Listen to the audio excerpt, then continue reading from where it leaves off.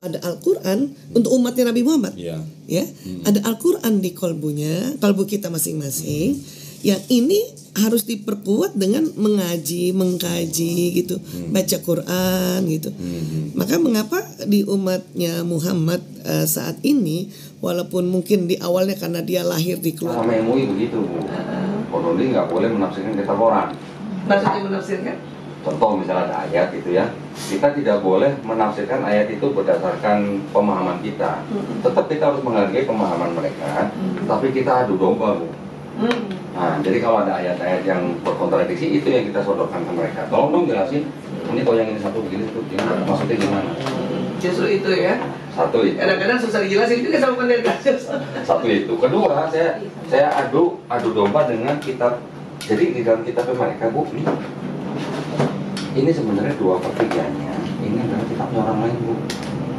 Ini kitabnya Yahudi. Oh iya, perjanjian lama ya. Yang perjanjian lama ini. Tanah ya. Nah, ini punya Kristen. Kan mereka jadi satu begini. Karena kami punya bursa sebetulnya. Nah, jadi orang-orang Kristen itu sebenarnya menafsirkan kitab orang Yahudi menurut kacamata mereka. Nah, kita juga nggak boleh. Nah, ini yang kadang sering saya bukakan ke orang-orang Kristen, bahkan pendeta. Saya bilang, Pak, ini tauhid, kalau ini bukan tauhid, Pak. Saya bilang, ini pagan, Pak, kalau gitu. Kok bisa bilang pagan? Ada buktinya di sini. Di sini ngomong ini ajaran Helenistik, gitu. Gitu. Ini makanya saya idola sama Korodi. Kenapa? Saya waktu masih kuliah dulu, tahun 93 gitu. Saya tuh sholat istiqoroh. Saya mau tahu Tuhan, kenapa ajaran yang harusnya murni menjadi semi rancu gitu. Nah, di situ saya dapat semacam hidayah gitu.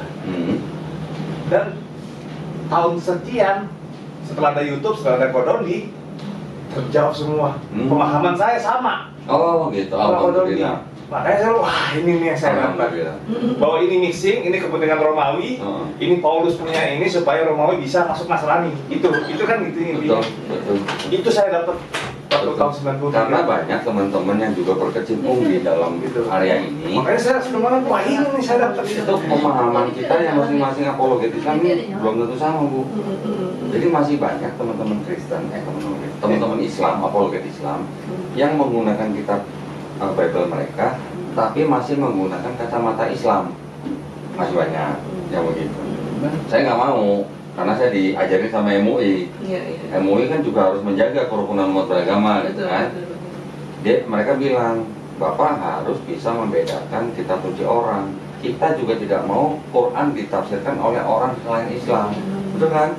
Yang berhak menafsirkan Quran ya ulama Islam, yang berhak menafsirkan kitab Yahudi ya Yahudi, yang berhak menafsirkan Kristen ya Kristen.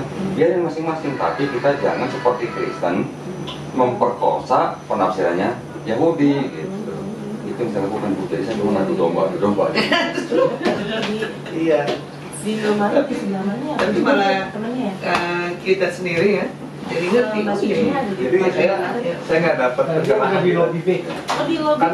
93 ke 2024 lama. Ya. Oh, ini nih saya ini pemahaman. Jadi saya dapat semacam hidayah lah gitu waktu tahun 93. Pemahaman saya itu di dalam hati saya. Alhamdulillah. Oh, ini kepentingan Romawi lagi nih. Paulus perjalanan. Kalau Mbak Suci lagi. kalau Bu Aisyah sebut ini apa? Kita bareng Kristen. Injil. Nah, masih ada kan bukti. Injil. Padahal Bible Atau Alkitab. Ya. Injil yang mana, Bu? Di dalam Quran kan sering disebutkan. Nabi Isa AS diberikan kitab Injil. Apakah ini? Udah bukan. Jadi kalau bukan, kita jangan sebutin Injil. Tapi tetap ada pengabaran Injil di situ. Tinggal sedikit Istilah mereka lah ya. Istilahnya maksudnya mereka. Karena di sini juga ada tulisan begini, Yesus memberitakan Injil. Berarti masa ini diberitakan Yesus kan nggak mungkin.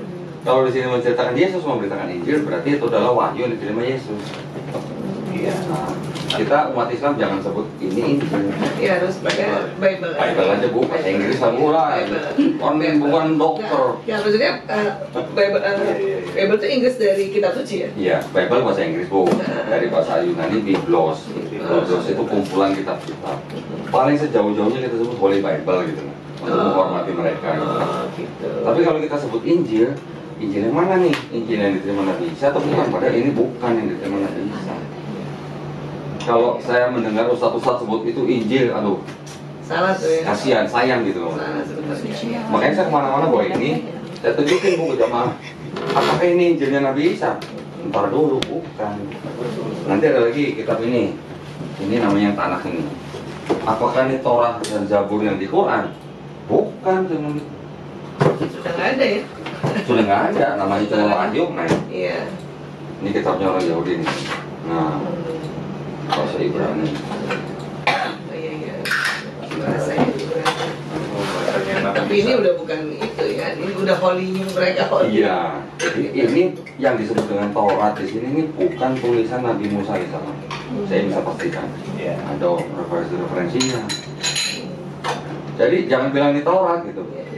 Jadi maksud saya cuma pengen bilang sama jamaah gini. Kita sering membaca di dalam Quran ada Taurat, Zabur, Injil. Apakah Taurat, Zabur, Injil ini Bible-nya Yahudi dan Bible-nya Kristen? Bukan. Bagus, jadi kita nggak berantem gitu malah. Iya. Kalau orang Islam bilang ini Taurat yang di Quran, nah, bisa nggak buktikan bahwa ini tulisan atau paling tidak ditulis oleh pengikut Nabi Musa alaihissalam? Nggak bisa. Jaraknya 1000 tahun bu. Iya. Nabi Musa sama ini. Kalau di film kan ditulisnya di batu ya. Nah itu, saya juga bilang sama jamaah gini, sejauh-jauhnya kita mau mengimani Taurat itu hanya yang tertulis di Batu. Ya sama Dan sempat pecah kan? Kan memang dipercayain sama Nabi Musa. Kan? Nah, sejauh-jauhnya cuma kecewa. Ya, halo Met. Ini adik sepupu saya. Oh, iya. Mas Ahmad, Omet. Nah, bu, Iya. di Quran yang membuat patung sapi berhala untuk disembah Israel siapa bu? Siapa lagi? Samiri. Iya, Samiri ya, Di Samiri. sini siapa bu? Siapa? Nabi Harun. Oh, jahat banget ya.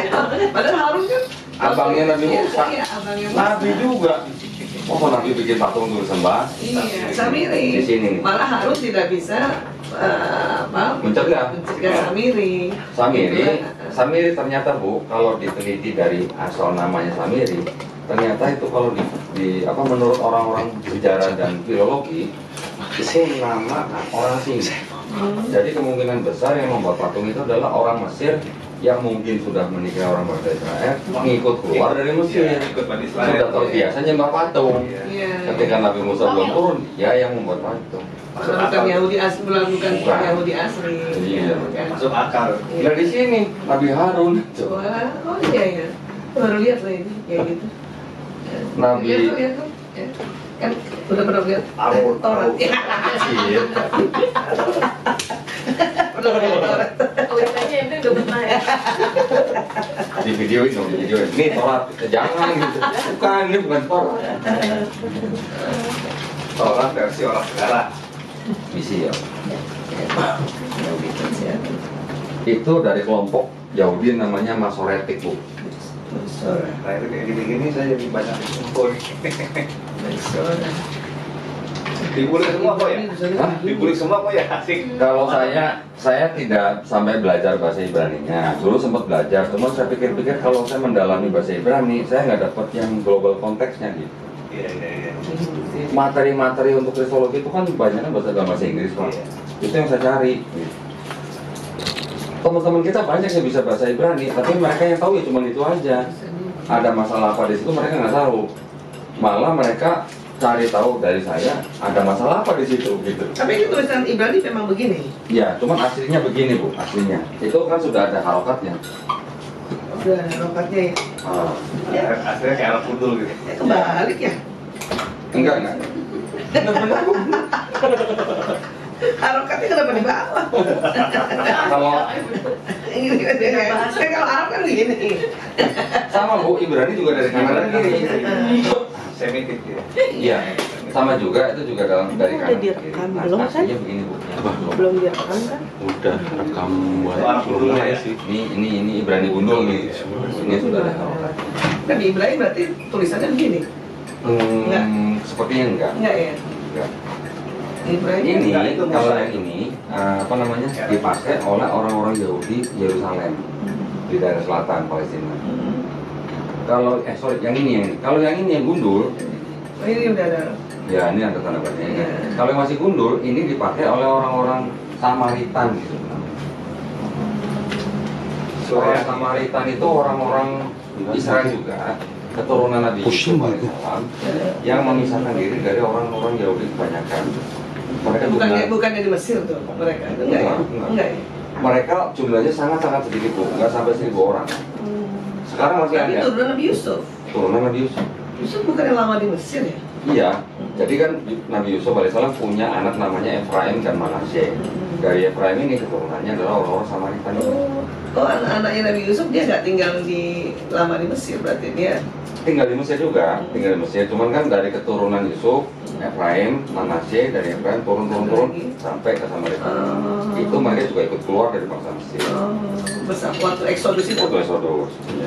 Cuman ketika masuk ke dalam tanah Kanaan, mereka menyendiri di daerah utara.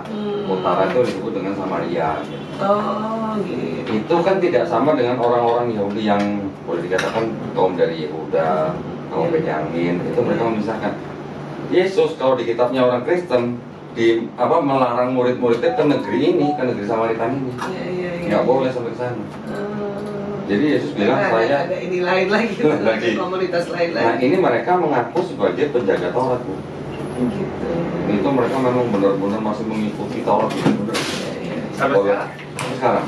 Nggak sampai 1.000 orang Pak. Tapi bukan Taurat yang tertulis ini. Yang ini yang Oh, mereka yang justru yang ini. Yang mereka pakai yang ini nih, yang gundul. Yang gundul ini. Oh, kitab kuningnya tuh. Kitab kuning. Nah, kitabnya orang Samaritan sama kitabnya orang Yudea atau Yerusalem.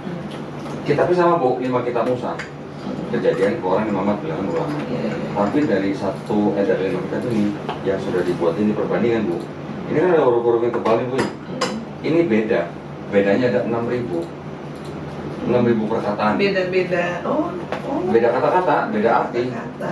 Mungkin ada yang tulisan Beda arti tapi beda syariatnya, nggak bisa beda perintahnya nggak gitu. Bisa. Kan komandemennya itu. Oh enggak, kalau yang Ten Commandment-nya sama. Tetapi banyak sekali perbedaan itu. Contoh begini, contoh Ditafsirnya berarti. orang Kristen zaman sekarang memandang Nabi Ismail alaihissalam itu orang yang suka perang. Karena di kitab mereka ditulis, nah Ismail itu lakunya seperti keledai liar. Ya, keledai liar. Tangan dia akan melawan orang lain, orang lain akan tangannya akan melawan dia. Itu pandangan orang Kristen karena melihat Bibelnya Yahudi yang ini, bukan yang Samaritan. Kalau yang Samaritan bilangnya apa? Ismail itu orang yang subur. Dia akan banyak membantu orang. Dia akan tinggal bersama saudara-saudaranya. Akan beda, padahal itu ada yang sama. Jadi pandangan Karena orang sama-sama, maksudnya sama-sama Taurat ceritanya nih. di dalam kitab yang sama, Iya. yang mereka punya, Nabi Ismail digambarkan bukan orang yang suka perang, tapi orang yang banyak keturunan gitu. Kalau ini itu Ismail, kalau lihat orang yang suka perang, jadi nurun nyambung ke Kristen. Makanya Kristen punya sentimen kepada Islam karena dianggap kita orang-orang yang keturunan dari Ismail, mengikuti ajaran Ismail yang suka perang. Nanti dibitanya teroris, gitu-gitulah. Ini kan intinya kan kecemburuan ya, bahwa Mesias terakhir bukan dari Ishak. Ada kayak gitu. Gini. Kalau itu di mana? Gini, kalau kalau yang Yudea sama Samaritan, konsep Mesiasnya sama Bu. Jadi Mesias itu nanti akan datang, dia harus keturunan Daud. Tapi harus melalui anaknya Daud, yaitu Raja Salomo. Atau Sulaiman dari Salam. Kalau Kristen mengklaim bahwa Yesus itu kan adalah Mesias yang dijanjikan. Tapi di sini ada syaratnya, satu keturunan Daud melalui Raja Salomo. Di sini. Sedangkan Yesus kan disebutnya anak Maria, tapi kan bukan anak kandungnya Yusuf. Kalau di Kristen, Maria diceritakan punya suami namanya Yusuf, dijodohkan gitu sama kaumnya. Nah, bukan Yusuf Nabi kan? bukan, Ya, ini Yusuf, Yusuf, Yusuf orang Yahudi yang memang dijodohkan kepada Maria karena Maria hamil tanpa hubungan suami istri. Yusuf ini berarti kan bukan bapak kandung Yesus. Iya, iya. Buat orang Yahudi, ya walaupun Yusuf orang Yahudi, tapi buat orang-orang rabi Yahudi itu menganggap kalau bukan anak kandung, kan berarti anak adopsi. Iya. Berarti bukan keturunan langsung Nabi Daud, bukan keturunan Salomo gitu. Jadi mohon maaf dari terima, makanya Jadi orang Yahudi iya, iya. Yahudi menolak sendiri Yesus sebagai Mesias. Kedua, kata orang Yahudi, Mesias yang mau datang itu nanti datangnya setelah tidak ada orang atau senjata, tidak ada perang. Ya, jadi Yesus turun kan masih banyak perang, sampai sekarang juga masih ada perang. Ya kan? Terus kalau kata orang Yahudi lagi, yang disebut Mesias yang mau datang itu bukan Tuhan yang jadi manusia. Ini benar-benar manusia gitu yang lahir dari hubungan badan. Ada bapak ibunya. Ada bapak ibunya. Seperti Musa. Bukan Tuhan, Ya. bukan Tuhan yang inkarnasi jadi manusia. Ya, ya. Makanya Yahudi menolak. Kira-kira gitu. Nah, konsep Mesias yang beda itu sampai sekarang belum selesai. Cuman kita Yahudi dipakai sama Kristen. Jadi orang Yahudi bilang di kitab kami di belakang tuh nggak ada tulisan to be continued gitu. Oh iya. Oh. Gitu. Tapi sama orang Kristen disambung, ditempel dengan kitab mereka yang perjanjian baru. Oh gitu ya. Saya juga dulu tuh bingung loh, perjanjian lama, perjanjian baru. Itu saya mau tanya. Uh-huh. Kan Nabi Isa di kan kitab Injil. Nah, kitab Injilnya itu yang berarti nggak ada sama sekarang ya? Gini, kalau kita baca Quran surat Maryam di ayat ke-30, Nabi Isa alaihissalam ketika masih bayi, masih dipegang ibunya di buayan begini, Nabi Isa alaihissalam kan sudah bisa ngomong. Ketika itu Nabi Isa alaihissalam sedang membela ibunya yang dituduh berzina oleh kaumnya. Dia juga mengaku akhirnya bahwa aku adalah hamba Allah dan aku diberikan kitab Injil. Tapi kalau bayi diberi kitab Injil, apakah kitab yang jatuh dari langit? Kan bukan. Berarti dari kolbu ya? Ya, jadi yang namanya kitab Pak di dalam bahasa Arab itu bukan hanya artinya wahyu yang ditulis, tapi juga bisa berupa ketetapan, perintah atau hukum. Nah, jadi kan Nabi SAW diberikan Injil sebagai hukum, perintah, ketetapan dari Allah SWT untuk bangsa Israel pada zaman itu. Tapi mereka juga masih pakai Taurat, masih hukum Taurat pada eranya Nabi Isa masih dipakai. Masih. Yesus sendiri masih sunat, Yesus sendiri sujud, Yesus sendiri tidak makan babi, Yesus sendiri juga puasa, Yesus salawatan, sholawat, gitu. Disolawatin malah. Yesus disolawatin juga loh Pak. Ada ayatnya orang-orang Israel memanggil Yesus Hosana anak Daud gitu. Hosana sama sholawat itu sama. Bahasa Ibrani itu ya. Bahasa Ibrani. Artinya Injil itu adalah pelengkap saja ya, pelengkap saja kan? Taurat itu sudah ada. Iya, di saat itu. Yesus bilang jangan kamu menyangka aku datang untuk meniadakan Taurat. Aku datang bukan untuk meniadakan Taurat, tapi untuk menggenapinya. Malah dikatakan lagi lebih mudah langit dan bumi hancur dibandingkan satu iota pun dihilangkan dari Taurat. Iota tuh huruf begini Bu, yang paling kecil di sini. Ada huruf Yod namanya. Titik. Cuman seperti tanda kutip satu itu Bu. Itu namanya Yod itu. Nah ini. Ini yang paling kecil nih. Nah, ini nanti disebut dengan iota. Oh itu nggak boleh hilang tuh sekecil Jadi itu pun. Yesus bilang di Bible lebih mudah kiamat daripada satu iota sekecil ini dihilangkan dari Taurat. Jadi artinya Taurat itu berlaku. Artinya Taurat tetap sebagai syariah, Ya. mungkin Injil tarekat kali ya. Iya, Nah, gitu. kurang lebih gitu. Betul. Ya saya Ketemu di temennya. pendalam ini sebenarnya dari tahun 93. Iya, iya. Saya nggak ada temennya. Oh. Sama siapa sih? Iya dari tahun 93 tuh saya penasaran. Istrinya pusing katanya, nggak usah dibuka. Ini mah cuek aja nih. Nah, masalahnya gini Pak. Apakah di sini ada nubuat untuk Nabi Muhammad SAW atau tidak? Di Bible maksudnya. Di Bible Yahudi dan di Bible orang Kristen. Kan banyak dai-dai, ustadz atau mungkin yang mujahid-mujahid Islam klaim bahwa di dalam kitabnya orang Yahudi dan kitabnya orang Kristen ada nubuat untuk Nabi Muhammad SAW. Apakah ada? Karena apa? Karena di Quran surat Al-A'raf ayat 157 dikatakan mereka beriman kepada nabi yang ummi yang namanya tertulis di Taurat dan Injil. Nah, karena orang kita masih berpikiran bahwa Taurat Injil itu kitabnya orang Yahudi dan kitabnya orang Kristen, makanya mereka mencari-cari di situ ada nggak namanya tertulis. Padahal nggak ada. Sebetulnya ada di itu tuh koneksi neuron di kolbu tuh. Iya, di kolbu itu adanya. Apa yang Nabi itu ajarkan kepada umatnya, ya itulah sebagai satu bentuk kesatuan kitab. Banyak yang memang ada satu ayat pada situ Pak, dalam bahasa Ibrani itu Muhammadim.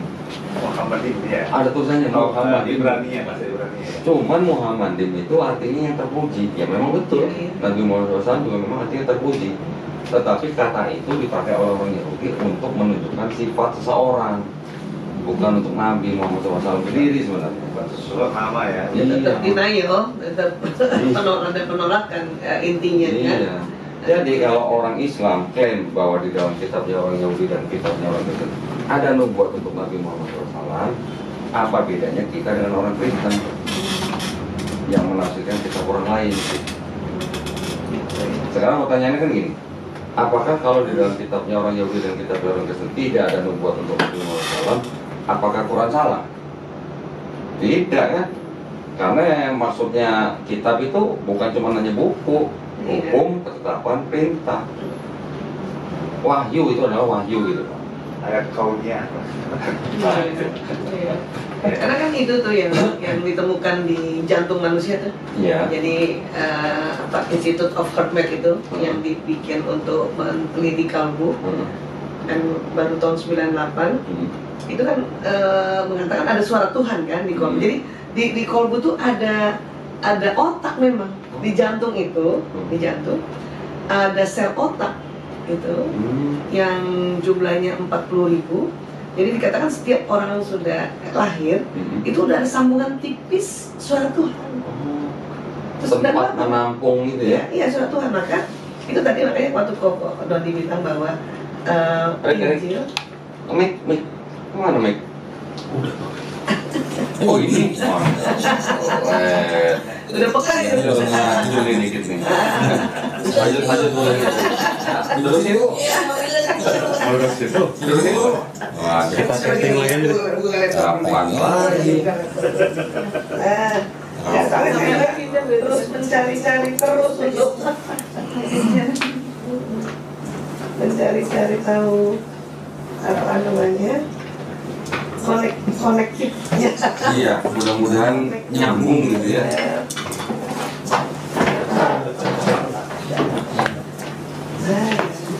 Ada sesuatu yang pengen saya diskusi sama gue. Bener. Sebagai psikolog. Iya. Nanti beneran ini dalam rangka membela agama ya. Mudah-mudahan kita bisa. Mungkin bisa ditinggiin lagi Bu kursinya. Samping. Samping.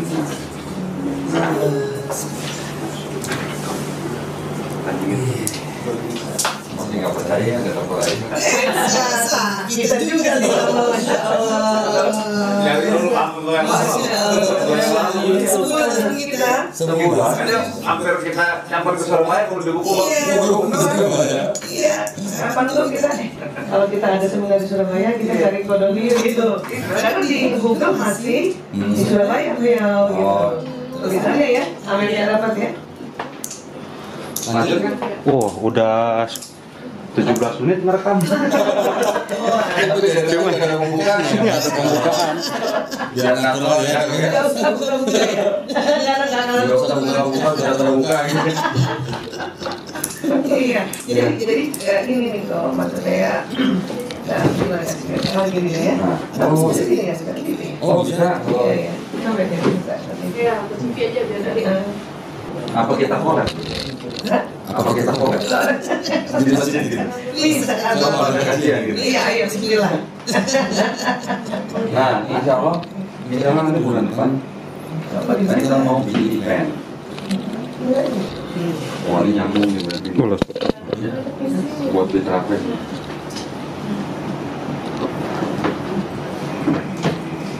masih sudah Uang buku, Pak. Tapi itu yang buat saya ini, buat apa? Takjub. Kayaknya cuma saya doang deh kalau selama di masjid bawa kitab orang. Bukunya banyak banget. Bukan bawa Quran, malah bawa kitab. Jadi kan kalau di otak nih kan ada namanya sel Otak otak besar, iya. ini neuron gini nih ya. Nah ini jumlahnya kan 100 miliar gitu. Dia satu neuron kayak gini tuh kayak satu laptop, satu komputer. Dan ada 100 miliar di otak kita. Nah dia cara kerjanya ini kabel-kabel ini dia tersambung-sambung kok. Jadi kayak gini. Ini nanti akan misalnya apa yang kita dengar, apa yang kita ucapkan gitu ya, apa yang kita lihat itu dia terjadi sambungan tuh di otak. Ini posisinya di mana? Di semua. Oh, semua. Tetapi nanti terbagi-bagi. Ada yang nanti bagian depan otak kita ini, yang orang sering bilang lobus frontalis. Ini istilahnya bahwa awalnya di situ belum ada data. Sistem ada, tapi belum ada data di situ. Sehingga apabila kita belajar sesuatu, dapat nasihat sesuatu, melihat sesuatu, mendengarkan sesuatu, dia masuk yang di warna merah itu. Ya, lewat indera gitu kan. Dan yang terjadi itu tadi sambungannya kayak gini di dalam otak. Makanya kan kemarin itu ahli-ahli neuroscience yang mencoba untuk mengambil apa sih istilahnya ya, perumpamaan atau mereka mengatakan bahwa apa itukah yang disebut akal gitu ya, yang bagian depan sekali, karena setiap orang bagian prefrontal cortexnya itu yang persis di belakang dahi, sistemnya sudah ada, hanya itu yang nanti dimasukkan. Pengetahuan kah, prinsip hidup kah, nasihat, pengalaman, pengaruh lingkungan untuk dia masuk di sana lewat mata dan sebagainya dalam sebuah proses yang naik ke atas di sini gitu. Dari sini lewat persarafan dia naik ke sini. Tetapi waktu untuk tertanam di akal juga itu dipengaruhi juga oleh nafs. Ini emosi nih, otak emosi. Nah, dipengaruhi juga oleh batang otak, di mana batang otak ini sering punya fungsi yang fight or flight mechanism gitu. Kalau secara ekstrim serang dan kabur. Tapi ini memang kalau diambil hikmahnya, Allah menciptakan ini nih untuk melindungi kita dari serangan orang, yang serangan binatang buas, sehingga kita cuma dua tuh, fight or flight gitu ya. Tapi di kondisi tertentu dalam keseharian ini juga yang nanti sering membuat seseorang itu denial. Ya bagian ini nih, bagian ini mendengarkan sesuatu denial dulu dia, sehingga dia tidak masukkan lagi dulu di dalam akalnya gitu. Melihat sesuatu masuk ke sini denial gitu, sehingga dia tidak bisa masuk. Belum lagi ada emosi di sini. Nah di sini yang beragam nih, ada marah, kesel, sedih, ya sombong. Nah, ini ada di sini. Cemburu juga di sini. Ya ada di sini semua. Yang baik-baik juga ada di situ. Senang, menerima, syukur. Nah di sini nih, di sini ya. Pada kita bicara secara global. Nah kemudian yang unik adalah yang tahun ini, nah kita bicara jantung. Jadi kan kita tahu selama ini jantung sebagai pemompa darah, membawa makanan, nutrisi gitu. Tapi kemudian di tahun ini 91 ada penelitiannya nih, ini dokter Andre Armour dari Montreal, Kanada. Dia yang menemukan bahwa di ini nih, bagian ini kan serambi kanan nih. Serambi kanan dan bilik belakang itu ada sel otak yang kayak kita punya otak tadi, neuron. Nah kayak gitu. Neuron. Ya, hanya tadi kalau di otak 100 miliar, di jantung 40.000. 40.000 dia itu. Dan dia sama. Berarti kan ada 40.000 komputer di dalam situ. Prosesor. Iya, pasti ada data juga. Data yang basic program dan bisa juga data aplikasi kan. Sebetulnya kan kalau komputer ini kan, laptop ini kan, ada yang dari pabriknya dan ada yang kita isi kan. Kita isi, tapi kita download gitu. Kalau yang di otak tadi sama yang di jantung ini ada koneksi tentang memori nggak, Bu? Ada. Dia ada jalur khusus memang. Jalur khususan antara otak dengan jantung ini. Nah, yang unik itu sebetulnya kan dia cara kerjanya juga begini nih, kayak gini nih. Tersambung-sambung kayak gitu. Saraf semua ya, Bu? Ya, yang ada di 40.000 neuron. Nah, yang kalau kita ambil dari pernyataannya ini Imam Al-Ghazali di tahun 1110 tuh, ya lebih dulu lah daripada Andre Armour. Imam Al-Ghazali kan bilang bahwa ada suara Tuhan di kolbu, di titik kolbu. Dan sebelumnya tuh Imam Al-Ghazali menceritakan bahwa kolbu itu adalah organ yang berongga, berada di dada manusia, cenderung ke kiri, yang isinya darah yang hitam sekali. Itu definisi kolbu. Nah, berarti organnya merujuk ke jantung. Jantung, bukan lever yang kita sebut hati itu, ya, bukan juga paru-paru, karena paru-paru isinya udara, gitu. Ini dana. Nah, kemudian lagi Imam Al-Ghazali cerita lagi bahwa di situ ada suara Tuhan.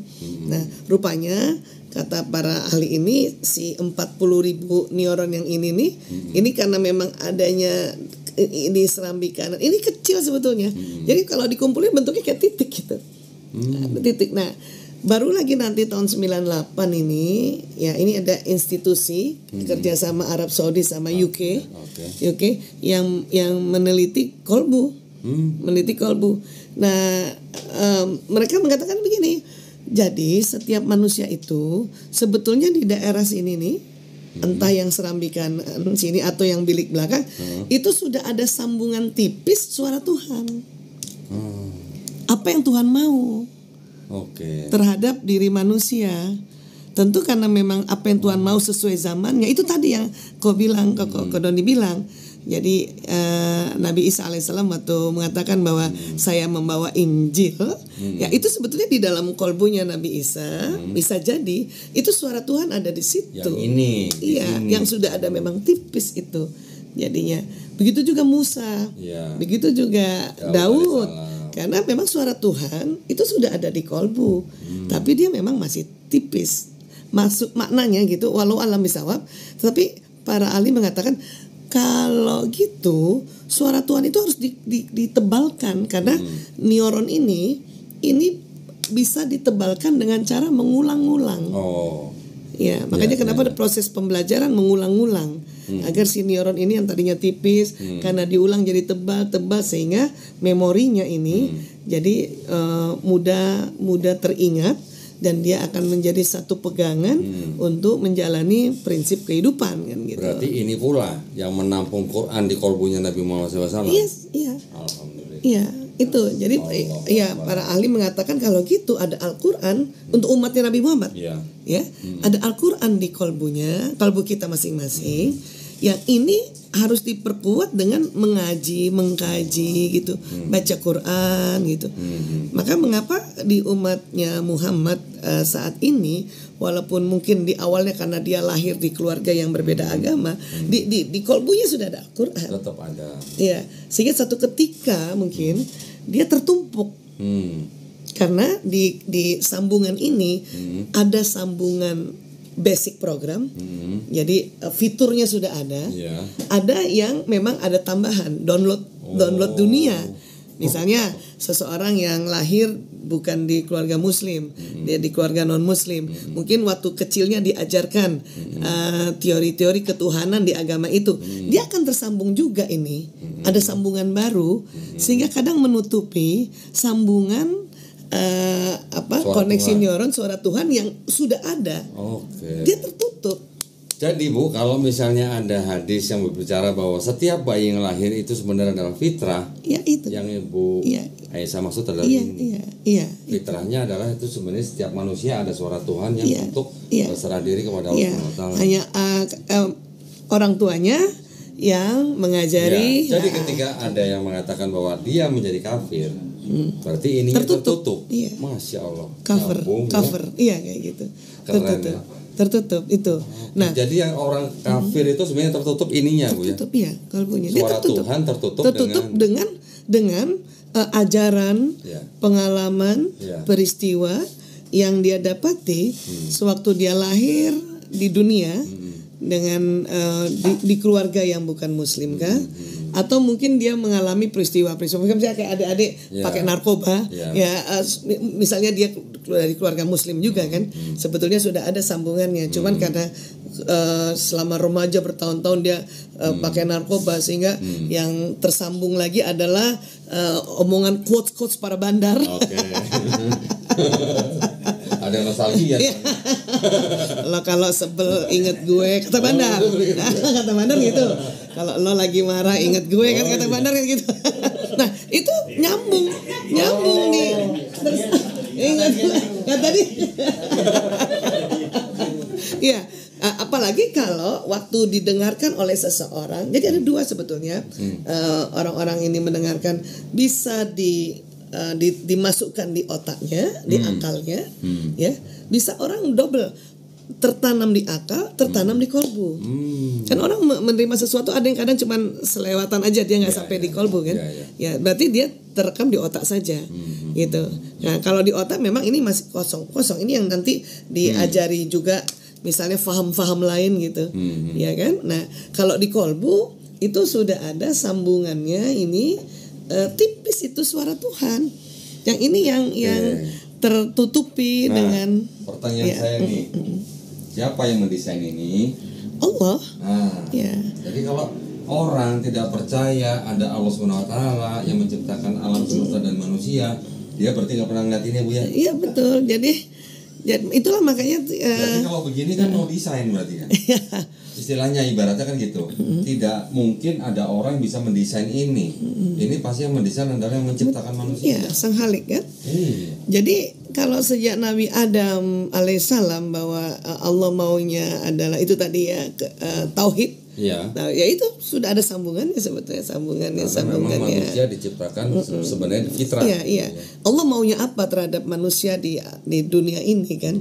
Ya mengesahkan Allah, kemudian harusnya ngapain itu sudah ada sebetulnya sambungannya gitu.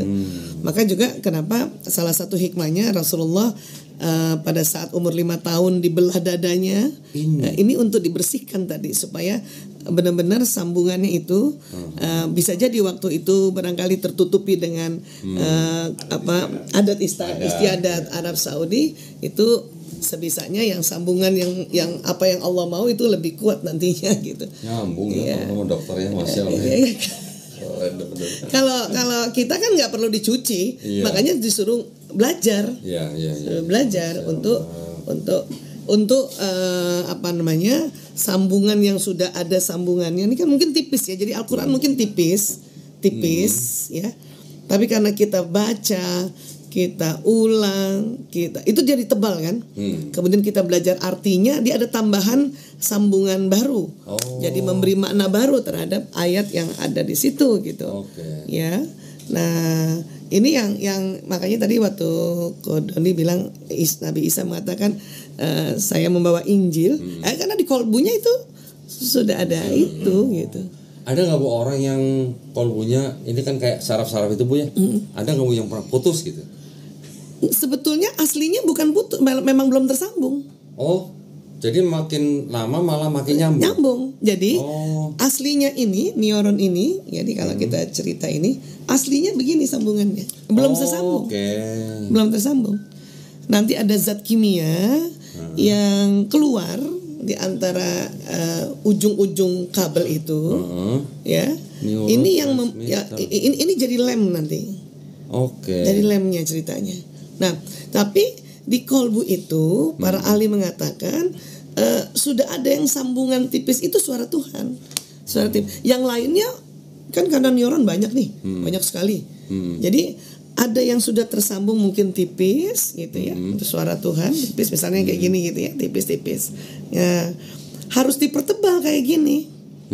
Dengan cara kita mengulang apa yang Tuhan mau. Nah, itu kan apa yang Tuhan mau itu kan tuntunannya di kitab suci kan. Itu yang perlu diulang lagi, dibaca lagi untuk dia. Nah, sementara sambung yang lain nih ceritanya ya, ini kan udah terlanjur tersambung, kan belum tersambung. Dia tersambung juga apabila mendapatkan ajaran dari luar, dari orang tuanya, gitu. Katakanlah misalnya buang sampah di tempat sampah ya, itu tersambung tuh. Ya, baru satu kali kalau baru pertama kali diajarin, besoknya diingetin lagi, besoknya makin kuat kan ya sambungannya itu, sehingga ingat baru oh ya buang sampah, sehingga jadi menjadi habit, jadi otomatis kan, seperti itu. Nah, cuman dikhawatirkannya biasanya kenapa kalau dari kecil kita tidak ajarkan apa yang Allah mau, ditakutkannya ada sambungan baru yang misalnya mengajarkan faham-faham lain, ya kan? Misal, Trinitas misalnya. Ya seperti itu. Ya, itu bukan merek itu. Ya, atau misalnya quotes keduniawian bisa keduniawian, misalnya hukum ekonomi yang kita pelajari sejak SD, ya kan, mencari keuntungan yang sebesar-besarnya, itu dia akan tersambung kan. Dan kalau orang tersebut terus-terusan belajar ekonomi yang fahamnya itu kan makin kuat sambungan, makin tebal. Maka suara Tuhan yang mengajarkan hukum ekonomi yang manfaat buat diri sendiri itu ketutup. Ketutup. Jadi ini juga bisa dikatakan bisa membentuk karakter seseorang, Bu. Betul. Nah, tetapi asiknya itu kan ada istilahnya direlung hati yang terdalam. Wah, kan gitu kan? Saya tadi menangkapnya jadi begini nih. Nurani. Jadi seolah-olah bukan seolah-olah ya. Jadi Allah memang sudah menciptakan manusia dan menyediakan tempat khusus ya untuk menyampaikan apa itu Allah mau gitu ya. Iya. Ini dia ya. Iya. Jadi ada orang kan kadang-kadang walaupun sudah terbenam tuh, dia punya sambungan suara Tuhan yang tipis tadi, tapi suatu ketika mungkin dia doa, ya Allah, saya tuh heran, bingung, kenapa konsep ketuhanan yang saya pelajari begini, kan ngomong gitu kan, itu bisa jadi, ini walau alam ini saya punya analisa ya. Suara Tuhan yang di bawah itu naik ke atas dia, atau dia nyala alarmnya, atau dia tersambung bahwa ini orang mencari kebenaran, sehingga ya suara Tuhan yang tadinya direlung hati paling dalam, dia memberikan sign, dia memberikan untuk cari lagi, sehingga lama-lama yang sambungan tipis tentang ketuhanan, tentang apa yang Allah mau, dia sudah mulai menebal secara, karena kita dalam pencarian kan.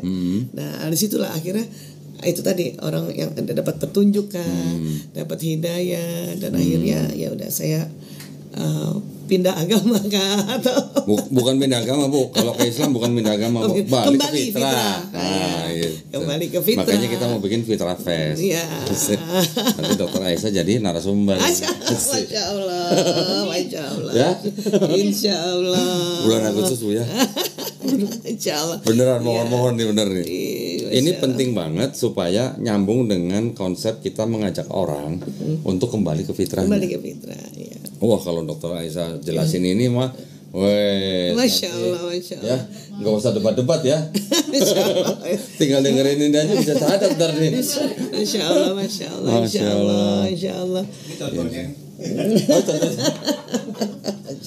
Alhamdulillah. Tuhannya keluar teman. Ya, Masya Allah. Asik. Kembali ke fitrah. Alhamdulillah. Allahu Akbar gitu. Allahu Akbar. Dokter mau nanya dong, itu berarti kalau orang yang dia balik ke fitrah gitu, itu berarti yang ada di otaknya yang tebel-tebel yang doktrin dari kecil itu dia menipis atau putus atau gimana? Dia tetap ada, tetapi kalah dengan suara Tuhan yang kita sudah tebalkan lagi. Berarti tetap ada sebenarnya. Tetap ada. Tapi jadinya sangat variatif kan. Seperti Kodondi, sehingga Kodondi bisa menjelaskan tentang apa yang Kodondi pernah pelajari di waktu Kodondi masih kecil sebelum kembali fitrah, gitu. Karena memang sudah ada sambungannya itu, bukan menjadi putus, dia ada, sehingga waktu memberikan penjelasan, berdebat mungkin itu memang tahu. Jadi menurut saya sebenarnya seorang yang mu'alaf itu di kolbunya tuh variasinya keren banget. Lebih banyak gitu ya. Lebih banyak. Itulah makanya mengapa mereka menjadi orang yang kekeh untuk untuk mencari apa ya kebenaran lagi, dan sudah banyak pengalaman kan, sehingga dengan senang membandingkan. Jadi di dalam kolbunya ada perbandingan agama, perbandingan agama yang dia sudah alami waktu dia kecil sebelum kembali ke fitrah gitu. Nah, kita orang Islam juga tetap ada keuntungannya apabila seorang anak yang lahir di keluarga muslim dari kecil, kita perkuat dulu di kolbu mereka ini, di kolbu mereka suara Tuhan, baru dia belajar perbandingan agama, supaya nggak goyah, gitu. Dan kebanyakan orang mengaku Islam mungkin dari kecil, belum lagi dia kuat suara Tuhannya dipertebal ini, belum ngaji yang kafah, gitu kan. Terus belajar perbandingan agama, itulah yang bisa kena oleh misionaris itu. Iya, karena dia belum kuat, dia dapatkan quotes baru. Walaupun muslim dari lahir, dari keluarga muslim. Karena dia belum dikuatkan. Belum dikuatkan. Lebih tebal dari yang si doktrin yang misionaris itu. Iya, doktrin misionaris kan kencang setiap hari. Iya. Setiap hari. Betul. Ya. Di usia sudah mulai bisa menganalisa, tapi dia tidak ada perbandingan mau menganalisa dengan apa. Ininya walaupun ada tipis. Makanya kadang kalaupun dipaksa untuk misalnya berpindah dari fitrah itu, ada namanya kolbunya menjerit itu. Iya, betul. Kadang-kadang gini ya, ketika kita sedang melakukan sesuatu yang tidak berasal dari fitrah, kadang-kadang dalam hati ada memberontak. Iya, karena itu sambungan tipis itu kan. Karena kolbu ini ada saraf saluran khusus ke otak. Jadi bukan otak ke kolbu, kolbu ke otak. Makanya dikatakan mudghah ini kalau dia baik pula seluruh tubuh. Nyambung ya. Kalau dia jelek pula seluruh tubuh gitu. Nah, makanya kita sebagai orang tua seintens apa menjaga kolbu diri dan kolbu anaknya ini, gitu untuk. Dan mengapa dari kecil juga harus disuruh lafaznya Allah. Iya, karena waktu kita bilang Allah itu sampai sini kan, dibanding misalnya punten Tuhan, beda. cuma sampai sini, atau mungkin Allah, sampai sini. Tapi kalau Allah sampai sini. Dulu Pak Joko juga pernah ngajarin begitu. Allah. Jadi dari bayi misalnya Allah itu bukan hanya nanti sampai di leher saja ya, tetapi getarannya itu sampai ke sudur, ke dada, agar ini sambungan Allah yang ada di jantung dia tebal jadinya. Menebalkan Karena suara Tuhan. Iya, makanya kita kan diminta untuk sesering mungkin bukan kalimatnya bukan cuma Tuhan saja yang kita lafazkan, karena kalau cuma Tuhan, saya punya Tuhan, kali kata Tuhan itu cuma sampai leher dia punya getaran. Gitu. Walaupun pakai huruf besar semua ya. Tuhan. Mohon maaf ya. Kalau Rob gimana dong? Rob juga bergetar tuh. Rob coba. Kolkolah. Rob. Kalau orang Ibrani Elohim. Semua huruf hijaiyah itu kan makanya harus tajwidnya betul, agar dia getarannya sampai ke sudur. Dan sambungannya kan sambungannya nggak boleh salah gitu. Di track yang benar gitu. Makanya perlu tajwidnya. Pantasan viral ya? Betul apanya? Pantasan viral. Masya Allah. Nah, ini dengan segala keingintahuan nih Bu ya, saya kan juga berhadapan dengan mereka. Saya juga menerima serangan dari mereka. Serangan-serangan itu lebih banyak ditujukan kepada Rasulullah. Ya, Bu ya. Yang paling sering, yang dulu apa istilahnya dikembangkan oleh kaum orientalis itu bahwa Nabi, mohon maaf, pedofil. Nah, ini mumpung depan saya ahlinya nih. Masya Allah, astagfirullahaladzim. Kita bisa kolaborasi nih. Ya maksudnya pedofil itu apakah cocok atau pantas dituduhkan kepada Rasulullah? Ini kan karena berarti itu harus definisi dulu kan nih. Karena soal pernikahannya dengan Sayyidah Aisyah kan. Nah itu dia, namanya sama lagi. Sayyidah Aisyah radhiyallahu anha. Jadi kalau terakhir kan ahli sejarah, ahli sirah itu kan menemukan bahwa pada saat disunting Sayyidah Aisyah itu sebenarnya bukan umur 9 tahun. Karena 6 atau 9? 6 atau 9? Ya di antara itu ya, antara 6 9 bukan itu ternyata karena ada apa namanya tertulis sirah sebelumnya, ada yang ditemukan bahwa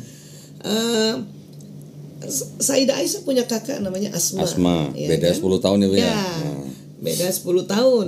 Dan dikala itu Asma usianya pada saat Rasulullah menikahi Aisyah itu sudah sekitar barangkali 25 tahun Kak, 27 kalau nggak salah. 27 gitu. Kalau dia beda 10 tahun, jadi kemungkinan Sayyidah Aisyah saat itu bisa jadi 15 tahun atau 16 tahun atau 17 tahun ya. Dan sekarang sih sudah dibuktikan bahwa balik anak sekarang itu sudah lebih bukan cepat. 15 tahun ya, 10 tahun sudah balik. Bisa lebih cepat. Iya. Apalagi kalau beda ras ya. Itu Bu, dia. Jadi, kita kan ras Mongoloid. Kalau orang Arab Saudi atau Eropa kan itu kan ras Kaukasoid. iya. Apalagi kalau dia tinggal di daerah yang panas, Dia lebih cepat lagi baliknya. Lebih cepat lagi. Jadi mungkin sekarang kenapa remaja ya, kalau kita bilang akil balik, kan sekarang berubah nih, balik akil. Balik akil. Baliknya dulu kan. Oh iya. Daripada akalnya. Balik akil. Ya, zaman saya balik 15 tahun. Ya kan? Jadi akil balik artinya pada saat saya umur 15 tahun akal saya ini yang tadi nih akal nih yang di tempat ini yang di atas ya, ini, yang di otak ini lumayan udah 15 tahun ada isinya gitu. Dapat nasihat 15 tahun, belajar 15 tahun. Jadi disebut akil balik. Dikala sudah balik lumayan tuntunan di otaknya udah 15 tahun dia belajar. Nah sekarang balik akil kan. Dia umur 9 tahun 10 tahun menstruasi ya perempuan atau mimpi basah berarti kan di otaknya itu 9 tahun baru sedikit ya arahannya. Iya. Sekolah juga baru kelas berapa itu? Kelas 4. 9 tahun baru kelas 4. Ya kan gitu. Ya. Tetapi memang dikatakan bahwa baliknya seseorang dipengaruhi oleh nutrisi. Gizi makanan. Tentu tadi di Arab Saudi kan tentang panas dan sebetulnya kan lebih bernutrisi itu makan kambing. Betul. Bernutrisi. Kita bukan tahu tempe. Kedelai. Yang kedelai saja itu udah mulai tinggi, maju, ya kan? Apalagi yang kambing. Sementara organ reproduksi penandaannya dikala dia sudah menstruasi berarti sudah bisa berfungsi. Iya. Kan sudah bisa bereproduksi. Iya, sudah bisa berfungsi. Terus kenapa memang kalau misalnya ya menikah setelah seseorang sudah dikatakan balik karena reproduksinya sudah siap, cuman akalnya yang belum. Dan makanya seorang ibu nggak berani dong nikahin anaknya umur 10 tahun 11 tahun karena akalnya ini yang untuk jadi tuntunan hidup prinsip hidup itu masih kurang. Makanya lah dibikinlah sebuah undang-undang pernikahan agar minimal usia berapa gitu. Tapi kembali kalau sekarang semakin terbukti secara sirah secara bahwa Rasulullah dikatakan pedofil kan udah nggak benar itu kan? Iya, jadi maksud saya gini ya Bu ya. Kalau pedofil sendiri kan istilah itu baru ada di abad ke-19. Iya, betul. Sebelum itu kan nggak ada istilah pedofil. Nggak ada. Itu kan sebenarnya sebuah masalah perubahan standar moral. Itu. Iya kan? Dan itu dikeluarkan oleh orang-orang yang memang yang bidangnya mungkin sama dengan Dr. Aisyah, psikologi kan.